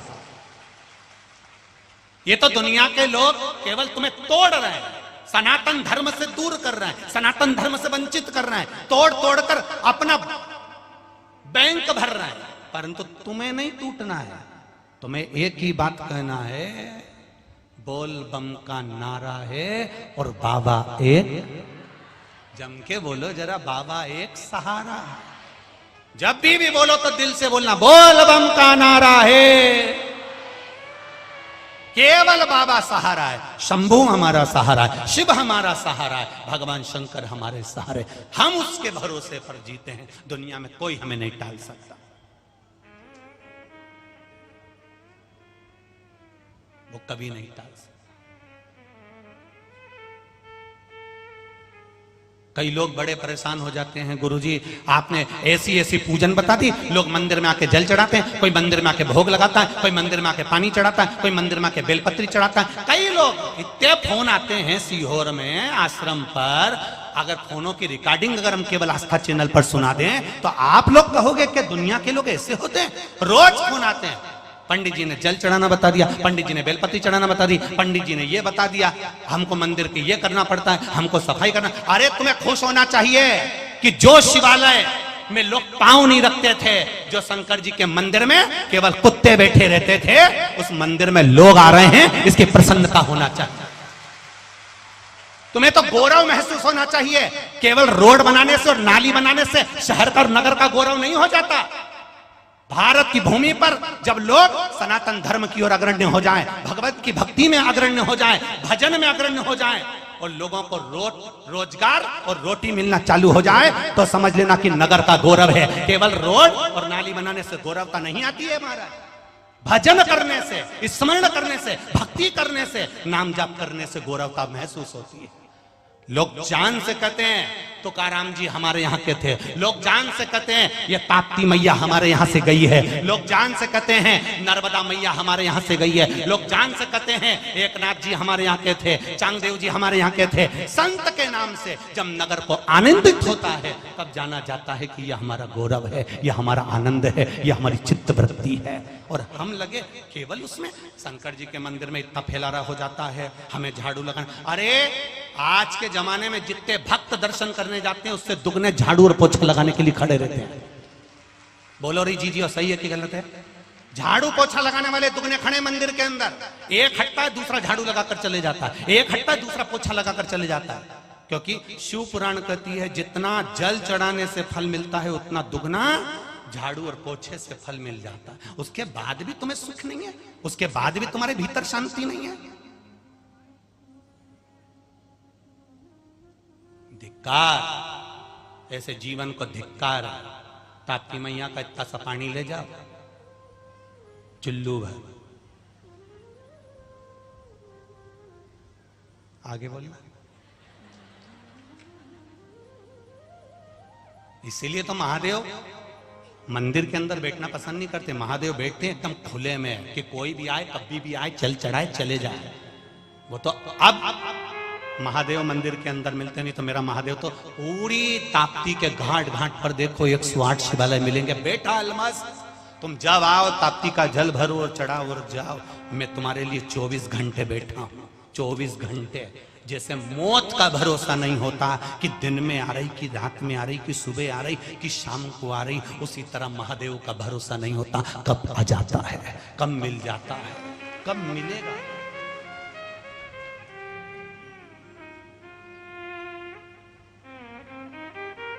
उसके विश्वास पर जियो। उसके बोल बम का नारा है, बाबा एक सहारा है। कोई कितना ही तोड़ दे तुमको, तुम ऐसे तुम ना ना ना ना, हम नहीं टूटने वाले। सारी समस्या का हल एक लोटा जल। दिल में अगर दुख है शिव के पास जाकर बोल देना, कोई नहीं हमारा संसार में। और महादेव तो हमारा है। ब्रह्मा ब्रह्म लोक में रहते हैं, भगवान विष्णु वैकुंठ लोक में रहते हैं, भगवान शंकर पृथ्वी पर रहते हैं मृत्यु लोक में। जो पास में रहता है उससे कहोगे ना तो वो तुम्हारा थोड़ा तो थोड़ा हेल्प जरूर करेगा। करेगा कि नहीं करेगा? एक बहू पूना में रहती है, मुंबई में रहती है, और एक तुम्हारी यहीं बैतुल में रहती है। तुम्हारा सिर दुखा तो पूना वाली आएगी कि ये बैतुल वाली आएगी? बोलो बोलो, बैतुल वाली। भले कितना भी झगड़ा हो, कितनी भी लड़ाई हो, कितनी भी अपशब्द बोले, पर दुख की घड़ी में आकर तो खड़ी वो ही होगी। पूना वाली तो आएगी दिवाली पे, मम्मी जी करेगी, तुम्हारे आगे पीछे फिरेगी। क्यों? क्योंकि उसका पति उसको सिखाकर लेकर आया, 4 दिन रुकेंगे मुंडा बंद रखना, 4 दिन रुकेंगे तेरा मुंह बंद रखना। बस दिवाली पे 8-10 दिन मम्मी जी करना, इतनी खुश हो जाएगी मम्मी, तेरे को अंगूठी जरूर देगी, पक्का है। और उसने भी यही करा, सिर पे पल्लू लेके पिन मिन टच करके बढ़िया यहाँ से पटला पटली लगा के मम्मी जी करे। और मम्मी जी इतनी खुश हो गई, दूर के ढोल सुहावने इतनी खुश हो गई कि बहू को चुपचाप से दे दिया, जेठानी को मत बताना, चुपचाप से दे दिया। और जब बीमार पड़ी सास, अब बुला उसको, जा चली जा थोड़े दिन पूना, जाना एक आध बार, रह तो 2-4 साल उसके पास, धनवंतरी के पास जा। और 2-4 दिन जाके देख लो, 2-4 महीने, 4 महीने तुम पूना में रहकर देखना, 4 महीने में 40 साल जैसा लगने लगेगा। मेरे घर जाऊं मैं तो बैतुल जाऊं, नहीं रहूंगी यहाँ, नीरू रोटी भी दे तो इतना मुंह फुला के दे, इतनी मुंह चले इसका, इतना मुंह चले। तो पहले तो मम्मी तुम कहती थी बहुत अच्छी बहुत अच्छी, अरे दूर के ढोल सुहावने होते हैं, एक आध बार मिलो तो सरी। अभी तुमने देखा क्या? काम बैतुल की आएगी। इसलिए भगवान देवादिदेव महादेव इस मृत्यु लोक के देवता है, पृथ्वी के। जब दुख आया तुमने पुकारा, मेरा महादेव बेल लेकर नंदी लेकर आ गया। काम वही आएगा। पूरे परिवार वाले तुम्हें शमशान छोड़कर आ जाएंगे। कोई रुकेगा? नहीं, चाचा जी को छोड़िया ना, काका जी को छोड़िया ना। नहीं, हमारे फूफा जी शादी में हमेशा आगे रहते थे तो शमशान में भी आगे रहेंगे। हमारे जीजा जी हमेशा शादी में आगे आगे काम करते थे, वहां भी इनको नेक निछावर मिलती थी, तो शमशान में भी सब चले जाएंगे। जब तक खारी नहीं समटाए, हड्डियां नहीं बीनी जाए, 3 दिन तक जीजा जी भी शमशान में रहेंगे। जीजा जी के मैं शादी में कभी आगे नहीं होऊंगा, पर शमशान में नहीं रहूंगा, चाहे कुछ भी हो जाए। जो इतना आगे बढ़ते हैं, आगे आगे बढ़कर शादी में आगे बढ़कर कुर्सी लगा के हलवाई के पास बैठ जाते हैं, नुक्ती छाट छाट सुपारी मर मर के मही खाते रहते हैं। अब जा शमशान में बैठ, इतना हितैषी था तो बैठ जा शमशान के अंदर। नहीं बैठेगा, एक रिश्तेदार शमशान में नहीं बैठेगा। मुर्दा जल रहा होगा, सब आपस में बात कर रहे होंगे, बहुत देर कर दी, बहुत देर कर दी, देख लो जरा, देख लो, सिर हो गया, देख लो। सबको जल्दी है, सबको। और आग लगाई, आधा घंटा भी नहीं हुआ और सब चले गए। अकेला तुमको छोड़कर गए हैं। उस समय तुम अकेले नहीं हो, तुमने जो शंकर भगवान को एक लोटा जल चढ़ाया है। शमशान में शिव रहते हैं, क्योंकि उनको उनके ससुर दक्ष प्रजापति ने श्राप दिया था। ए शंकर, मैं तुझे श्राप देता हूं कि तू शमशान में निवास करेगा। शिव जी प्रसन्न हो गए, नाचने लगे। भगवान विष्णु ने कहा तुम प्रसन्न होकर नाच रहे हो, तुम्हारे ससुर ने श्राप दिया है कि तुम शमशान में रहोगे। शंकर भगवान कहते हैं मेरे ससुर जैसा दूसरा ससुर नहीं होगा। जिसने मुझे प्लाट भी दिलाया तो ऐसी जगह दिलाया जहां कोई कब्जा ही नहीं करेगा, इसलिए मैं प्रसन्न हो रहा हूं। शमशान में कौन कब्जा करेगा? शंकर प्रसन्न है। अगर शमशान में तुम्हारे परिवार वाले तुम्हें जलाकर छोड़कर जाते हैं, अंत क्षण तक मेरा महादेव तुम्हारे पास में रहता है। लोग तो चले जाते हैं तुम्हारी चिता के पास में, उस अग्नि के पास में, उस भस्म के पास में। केवल भस्मधारी केवल एक रहता है, वो है त्रिपुंड महादेव, मेरा महाकाल राजा, मेरा त्रिपुंडधारी रहता है। केवल एक, कोई नहीं आएगा। अंत समय प्रभु इतने भजन तुम्हें याद दिलाएं, जरा गाओ लाइन से। अंत समय वचन दिया तो निभाना पड़ेगा, आए ना आए प्रभु कुटुंब कबीरा। अंत समय प्रभु ओ वचन दिया तो निभाना पड़ेगा। वो आएगा तुरंत, एक क्षण में दौड़ कर आ जाएगा, एक क्षण में। 3 मित्र थे, तीनों में लड़ाई हो गई, तीनों लड़ ली, तीनों। उसने कहा राम बड़े, उसने कहा कृष्ण बड़े, उसने कहा शिव बड़े। शिव महापुराण कहती है कोई बड़ा नहीं, सब बराबर है। राम कृष्ण शिव सब एक है, इनमें कोई भेद नहीं है, सब एक है।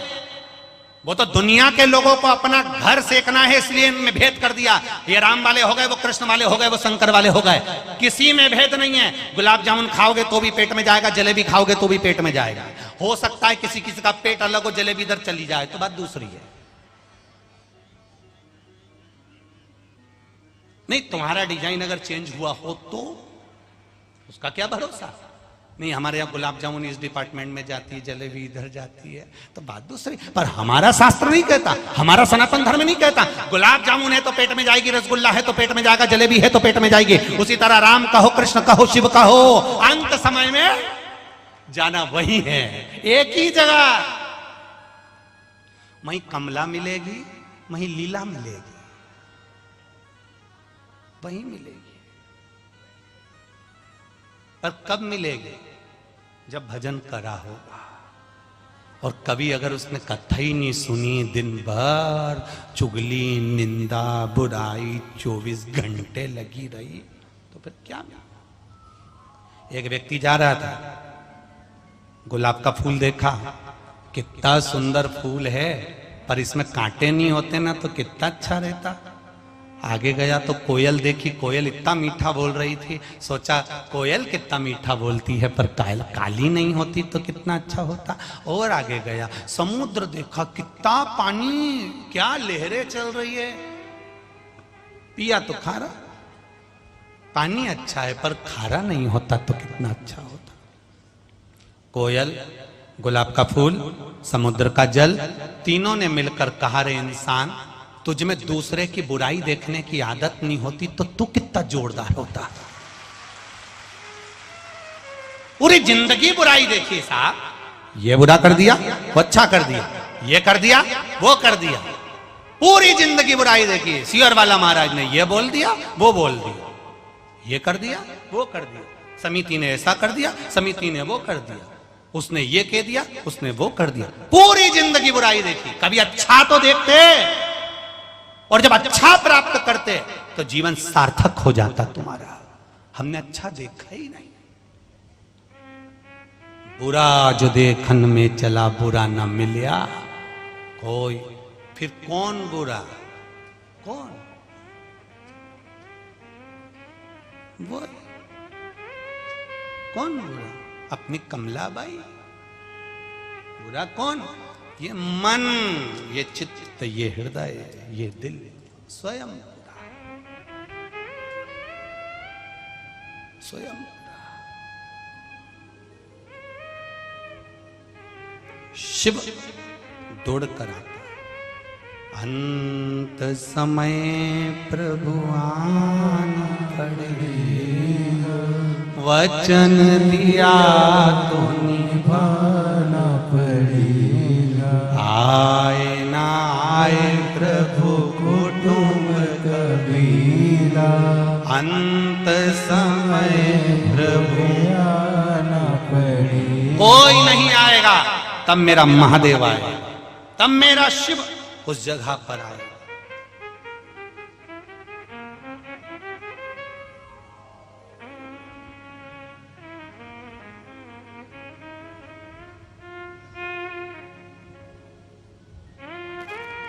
महाराज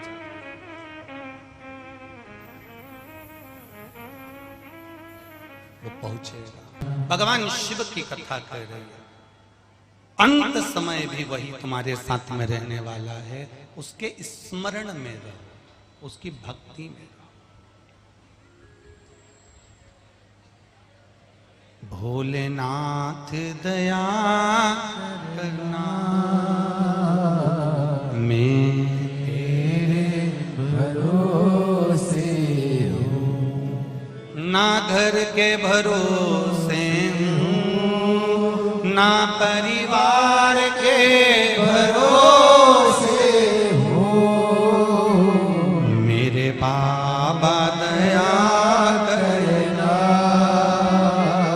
मैं तेरे भरोसे हूँ। आप उसके भरोसे पर, हम उसके सहारे पर रहना चालू कर देते हैं, हम उसके भरोसे पर रहना चालू कर देते हैं, तब वो हमको संभाल लेता है। एक बार प्रैक्टिकल करके देखना, मायके जाओ तो बच्चे को सास के सुपुर्द छोड़कर चले जाओ, संभालेगी कि नहीं संभालेगी? जम के बोलो जरा, संभालेगी ना? क्यों?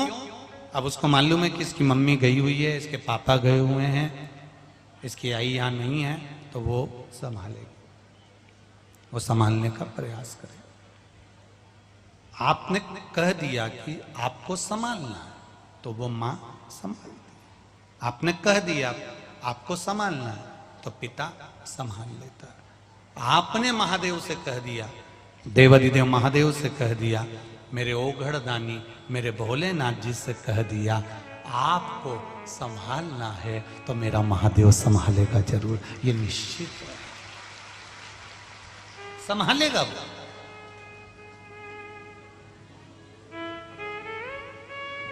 ताप्ती मैया का विवाह हो गया, मां ताप्ती विवाह कर कर वन में निवास करने लगी। राजमहल से मंत्री आया, मंत्री ने कहा कि ये तकलीफ है, तो राजा सवर्ण अपनी धर्म पत्नी माता ताप्ती को लेकर पहुंचे, गए। जब गए, पहुंचे, नगर में देखा, पूरे नगर में देखा अकाल पड़ा हुआ है, पीने का पानी नहीं है, अन्न का भाग नहीं है, भोजन के लिए कोई सुख नहीं। पूरी हस्तिनापुर एकदम वीरान सी पड़ी हुई है, कोई खाने के लिए अन्न नहीं, पानी नहीं, त्राही त्राही मच रही है, त्राही त्राही, सब परेशान, बहुत बहुत दुखी, बहुत दुखी। अन्न का भाग नहीं, पानी नहीं, भूखे रह रहे हैं, तकलीफ में हैं, कष्ट में हैं। ताप्ती माता से देखा नहीं गया। अभी आपको कहा, आप जिसके भरोसे पर हो वो आपको दुखी नहीं देख सकता।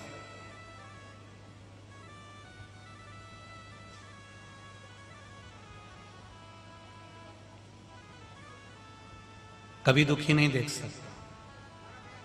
अगर आपने स्नेह करा है, भगवान के चरणों से अगर आपकी प्रीति है, प्रेम है, तो महाराज वो दुखी नहीं देख सकता। लाखों के दुखड़े जो तू हर गया डमरू वाले, तो मेरे दुखड़ों को देख कर क्यों डर गया डमरू वाले। महाराज प्रीत, प्रेम, स्नेह, वात्सल्यता, करुणता यदि आपकी है तो वो निभाएगा। ताप्ती मैया से देखा नहीं गया। माता ताप्ती राजा सवर्ण सूर्य देव की आराधना करे थे, पर माता ताप्ती ने किसकी आराधना करी है बचपन से? जम के बोलो जरा। भगवान देवाधिदेव महादेव की।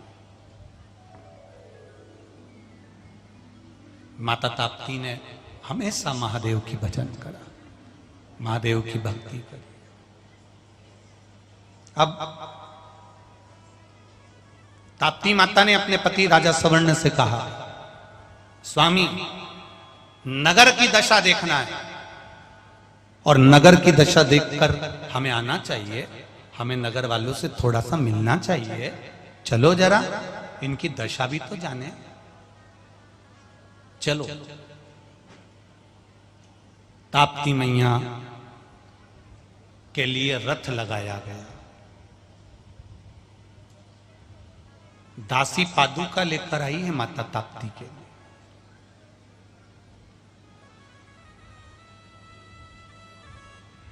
रानी जी ये पादुका, दरवाजे पर रथ खड़ा है, रानी जी चलिए।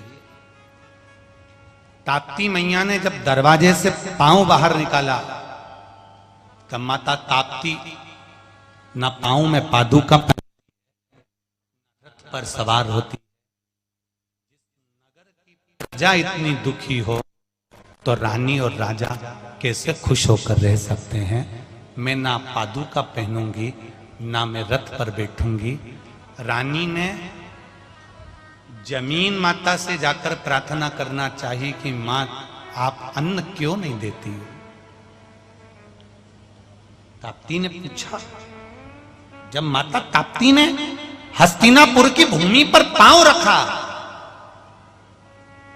हस्तिनापुर की भूमि पर माता ताप्ती जब पांव रखती है तब माता ताप्ती ने पूछा, हे पृथ्वी मैया कि तुम्हें दुख नहीं होता? इतनी संतान तुम्हारी रो रही है, बिलख रही है, भूख से मर रही है और तुम दुखी नहीं होती?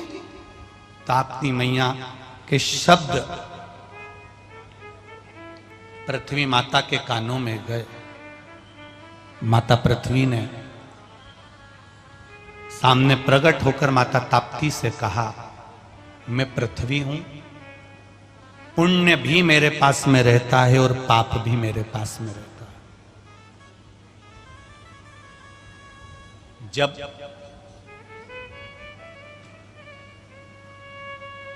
पाप बढ़ता है तो पुण्य छोटा होते चले जाता है, और पुण्य जब छोटा होते चले जाता है, पाप प्रबल होते चले जाता है, तो पृथ्वी कहती है फिर मेरे हाथ में नहीं रहता अन्न देना, मेरे हाथ में नहीं रहता जल देना, मेरे हाथ में नहीं रहता इनको कुछ प्रदान करना, फिर मैं नहीं दे सकती, फिर देने वाला तो देवाधिदेव महादेव होता है, फिर वो देता है। ताप्ती मैया ने जगह जगह शिव जी का पूजन करवा दिया, शिवलिंग का निर्माण करवा दिया। उस निर्माण के कारण महादेव उस हस्तिनापुर में आकर विराजमान हुए। हस्तिनापुर में जब आए, बाबा देवाधिदेव महादेव ने कह दिया, भगवान शिव ओगड़दानी त्रिकालदर्शी कैलाशी अविनाशी ने कह दिया, अरे ताप्ती, तुम्हारे तप बल के कारण मेरा यहाँ आगमन हुआ है। पृथ्वी मैया को आदेश दिया कि वापिस उपजाऊ हो जाओ, और भूखमरी को मिटाते हुए मेरे महादेव ने फिर अन्न का भंडार भर दिया। अन्नपूर्णे सदा पूर्णे शंकर प्राण वल्लभे, मान पूर्णा को याद किया, चारों तरफ अन्न ही अन्न हो गया, हर जगह पर अन्न ही अन्न हो गया, जल ही जल हो गया, पूरा हस्तिनापुर फिर आनंदित हो गया। ये शिव तत्व है, ये शंकर है।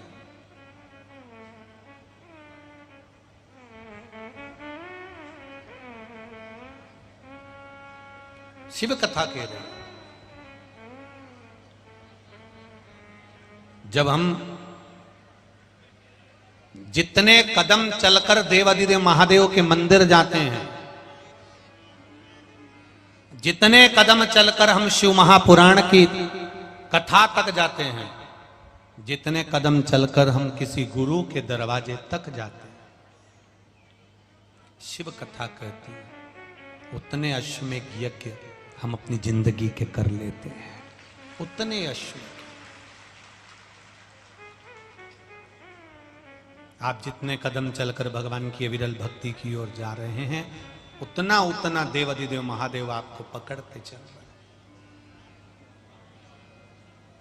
करो, शिव आराधना का जो सुख है वो साधारण नहीं है।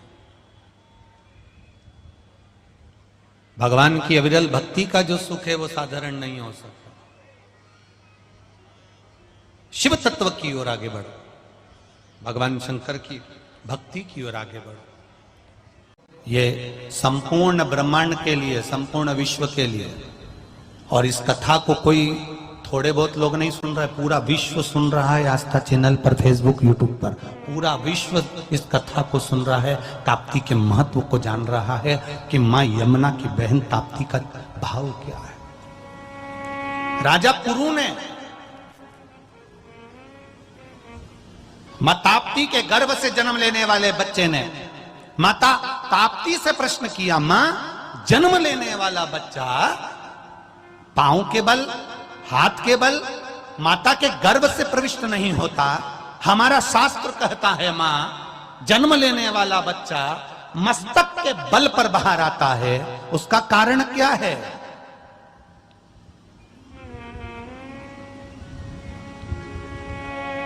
मां ताप्ती मुस्कुराकर बोली है, ए बाबू, ए पुत्र, गुरु, जब बच्चा मां के गर्भ से जन्म लेता है तो पहले ये मस्तक इसलिए भूमि पर आता है क्योंकि ये आते से भूमि माता को सिर नवाकर कहता है, मैंने अपनी मां को बहुत कष्ट दिया, अब मैं पृथ्वी पर रहकर तुझे भी कष्ट दे सकता हूं। पर हे मां, जैसे मेरी गर्भ में जन्म देने वाली मेरी मां मेरी गलती को माफ करती रही, पृथ्वी माता तू भी मेरी गलती को माफ करते रहना। इसलिए पहले शीश बाहर आया। गर्भ के समय पर जन्म देने वाली माता से जब बच्चा जन्म लेता है तो उसका मस्तक पहले भूमि पर रहता है। क्या हमने अपनी माता के गर्भ में रहे और मेरी मां को भी उन्हें कष्ट दिया है, 9 महीने मेरी मां ने रखा, उसको कितना कष्ट हुआ होगा, फिर भी मेरी मां ने मुझे गोद में लिया है, गले लगाया है। हे पृथ्वी माता, मैं तुझ पर थूकूंगा भी, गलत कृत्य भी करूंगा, माँ मैं हो सकता है तुझको अपशब्द भी कहूं माँ, मैं मल और मूत्र से भी तुझे गंदा कर दूंगा माँ, पर तू पृथ्वी है माँ। जैसे मेरी माँ ने अपने गले लगाया, माँ अगर मैं गलती कर दूं तो ये शीश सबसे पहले जन्म का मस्तक जमीन पर टिका कर तुझे वंदन अभिनंदन करता हूं कि तू मुझे संभाल। हे ताप्ती मैया अपने पुत्र राजा कुरु को यह संवाद कहती है कि पृथ्वी पर जन्म मिला है, परमात्मा को हर पल धन्यवाद देना कि उसने पूरा डिपार्टमेंट ठीक बनाया है। तुम्हें नहीं मालूम था कि तुम्हारे हाथ अच्छे होंगे, तुम्हें नहीं मालूम था कि तुम्हारे नेत्र अच्छे होंगे, तुम्हें नहीं मालूम था कि तुम्हारा मुख अच्छा होगा, तुम्हें नहीं मालूम था कि तुम्हारे पांव अच्छे होंगे। उस भगवान को धन्यवाद देना कि मां के गर्भ से तूने जन्म दिया तो हाथ पैर मुंह नाक सब अच्छा दिया तूने। अगर एक भी गड़बड़ करके भेज देता तो क्या भगवान से झगड़ा करने जाता? पर उसको धन्यवाद दो कि तेरी कृपा से हाथ भी अच्छे मिले, जिह्वा भी अच्छी मिली, नेत्र भी अच्छे मिले, कर्ण भी अच्छे मिले, ये पाँव भी अच्छा मिला, मेरा घर भी अच्छा मिला, पत्नी बच्चे परिवार सब तेरी कृपा से मिले हैं और तूने दिए हैं। इस शरीर से कोई गलत काम मत करवाना मेरी माँ, कृपा करना माँ। बस तेरे चरणों की विनती है कि तेरे चरणों का सुख प्राप्त होता रहे। इस शरीर को सही जगह पर लगाइए। अपने घर में रोज झाड़ू लगाते हो, अपने घर में रोज पोछा लगाते हो, अपने घर में रोज सफाई करते हो। प्रतिदिन शंकर भगवान के मंदिर में जब जल चढ़ाने के लिए जाओ, शंकर भगवान के मंदिर में जब तुम पहुंचो तो उससे पहले शिव मंदिर में जाकर जल चढ़ाने के बाद थोड़ी देर रुककर वहां झाड़ू और पोछा सफाई कर आओ। थोड़ी निर्माल्य पड़ी हो, पत्ता पत्ती पड़े, उसको उठाकर, उसका फल क्या होगा? हम देवता के द्वार के कचरे को अगर साफ कर देते हैं तो वो भी हमारे जीवन के ना जाने कितने दुखों को साफ कर देगा, कितने कष्टों को साफ कर देगा। उसकी भक्ति है, उसका भजन है।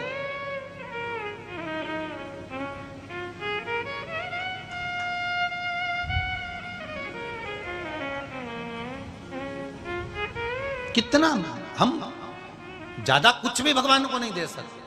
हमारे देव अधिदेव महादेव को तुमसे कुछ नहीं चाहिए, ना तुम्हारा करोड़ों का धन, ना वैभव, ना सत्ता, ना दौलत, कुछ नहीं। उसको केवल तुम्हारा एक लोटा जल जो तुम चढ़ा रहे हो वो दिल से चढ़ाइए। और जल भी नहीं दे सकते तो उसकी चढ़ी चढ़ाई बेलपत्र उसके ऊपर चढ़ा दीजिए। वो भी नहीं दे सकते तो एक फूल की पंखड़ी चढ़ा दीजिए। वो भी नहीं दे सकते तो दिल से उसको धन्यवाद दे दो। तेरा ही दिया मैंने खाया पिया है, तेरा शुक्रिया है, तेरा शुक्रिया है। मुझे भोले बाबा ने बहुत दे दिया है, तेरा शुक्रिया है, तेरा शुक्रिया है। ये जायदाद दी है, औलाद दी है, ये जायदाद दी है, औलाद दी है। मुसीबत में हर वक्त इमदाद दी है, मुसीबत में हर वक्त इमदाद दी है। तेरा ही दिया मैंने खाया पिया है, तेरा शुक्रिया है, तेरा शुक्रिया है। ये तेरी कृपा से, ये तेरी दया से मिला, ये तेरी उदारता से मिला है। वरना हम क्या लेकर आए थे, क्या लाए थे? केवल मुष्टिकाएं बंद थी, माता के गर्भ से जन्म लिए थे जब कुछ भी नहीं था, केवल खाली।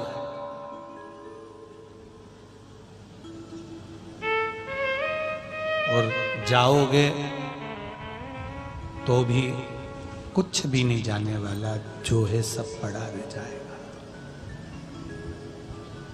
एक से बढ़कर एक साड़ियां अलमारी में रखी है रीजी जी, सब पहन लो, जीवन का कोई ठिकाना नहीं। एक भी साड़ी ऐसी मत रखना कि ऊपर जाते समय याद आए कि मैंने नीली कलर की नहीं पहनी है। सब नहीं तो ऊपर जाती जाती भगवान से कहोगी वंस मोर, एक बार और छोड़। भगवान भी कहेगा चुपचाप चल रही कि दो चुप दो चार, वो पकड़ कर ले जाएगा, वो छोड़ेगा। इस मृत्यु लोक में आने के बाद में अगर हम खूब एंजॉय का जीवन जियो, जितने खुश रह सकते हो उतने खुश रहो, जितने प्रसन्न रह सकते हो उतने प्रसन्न रहो, रोकर जिंदगी मत निकालना। कौशल्या मैया के गर्भ से राम जी महाराज का प्रागट्य हुआ, माता ने बोल दिया सोमती डोली। महाराज मां कह रही है कि ये सुनी वचन सुजाना रोदन ठाना। राम जी से कौशल्या जी ने कहा था रो, राम जी कहते हैं मां मैं जगत का नाथ हूं और तू मुझे रुला रही है। कौशल्या जी कहती हैं पृथ्वी पर जन्म लिया है तो रोना तो पड़ेगा। उस दिन का नियम आज तक निभाया जाता है। बच्चा मां के गर्भ से जन्म लेता है तो डॉक्टर सिस्टर से धप मारकर चिमटा खोड़ के रुलाती है। अब बैतुल में रुलाती कि ना रुलाती हमको नहीं मालूम, पर हमारे यहां तो रुलाती है। प्रत्येक हॉस्पिटल में नहीं, अगर घर में भी जाता हुआ है तो दाई जो जन्म देने वाली मां बच्चे को, उस बच्चे को मारेगी, चिमटा खोड़ेगी, रुलाएगी। क्यों? आज से रोएगा तो मरेगा तब तक रोएगा, बस मुस्कुराने के लिए। तो ये शिव महापुराण की कथा मिली है। 7 दिन अपने जीवन के निकालो और मुस्कुरा लो। जीवन के थोड़े से दिन प्राप्त हुए, ये जीवन के थोड़े से पल प्राप्त हुए। रोने के लिए पूरी जिंदगी पड़ी है। जरा जरा सी बात में कभी मत रो, कभी मत रो। जरा से किसी ने कुछ कह दिया काय करो ना, वो जितना बोले तुम उतनी घी लगा के मक्का की रोटी में गुड़ डाल के चूर चूर के खा जा। वो जितना आप शब्द बोले तुम उतनी रोटी में घी मलमल के नमक मिर्ची लगा लगा खा जा। क्यों? जब वो बोलते बोलते थक जाएगा तो एनर्जी के लिए अपने को भी तो कुछ चाहिए, खाओ।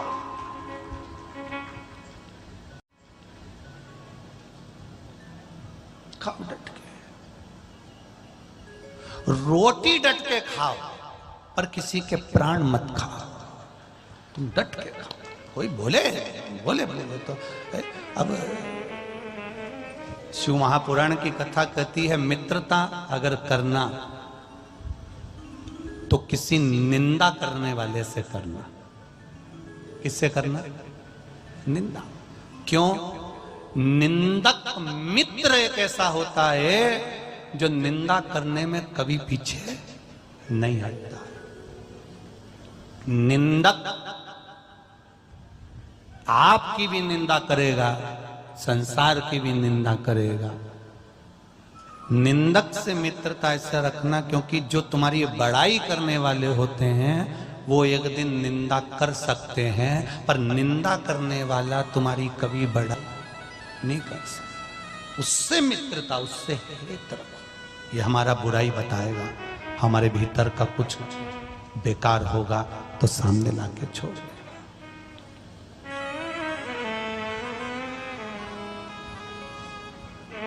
कहने वाला, रोकर जिंदगी मत निकालना। लाखों की संख्या में आप लोग आए हो, एक बात यहां से लेकर जाना कि मुझे रोकर जिंदगी नहीं निकालना। दुख आया है ना, मिटाएगा। दुख उसने दिया है तो मिटाएगा भी वही। दर्द उसने दिया है तो दवाई भी वही देगा। क्यों रोए हम और किसके लिए रोए? किसके लिए रोना? छोरा नहीं सुन रहा, बच्चे नहीं सुन रहे, नहीं सुन रहे तो तुम क्या करोगे? रोगे नहीं। नहीं सुन रहे तो रोमती धो, काय को रो। बांस जब तक गीला है उसको नवा लो, बांस सूख जाएगा, कड़क हो जाएगा, फिर नी नबेगा। जो वंशकार समाज के लोग होते हैं, बांस का जो सामान बनाते हैं वो धीरे धीरे छील कर उस बांस से सुंदर निर्माण करते हैं। इसलिए तो हमारे यहाँ का वंशकार समाज का बड़ा महत्व है। शादी ब्याह फंक्शन में सबसे पहले बांस का सामान आता है, सूपड़ा, छोटी सी सुंदर डलियां, उसमें मट्टी लाते हैं, खल मट्टी लाते हैं। क्यों? क्योंकि बांस का सामान होगा, उसमें सबसे पहले शादी की सामग्री की शुरुआत उस बांस के सामान में होगी, तो जिसका विवाह होगा उसका वंश भी बहुत बढ़ेगा। इसीलिए बांस के सामान से शुरुआत करते हैं।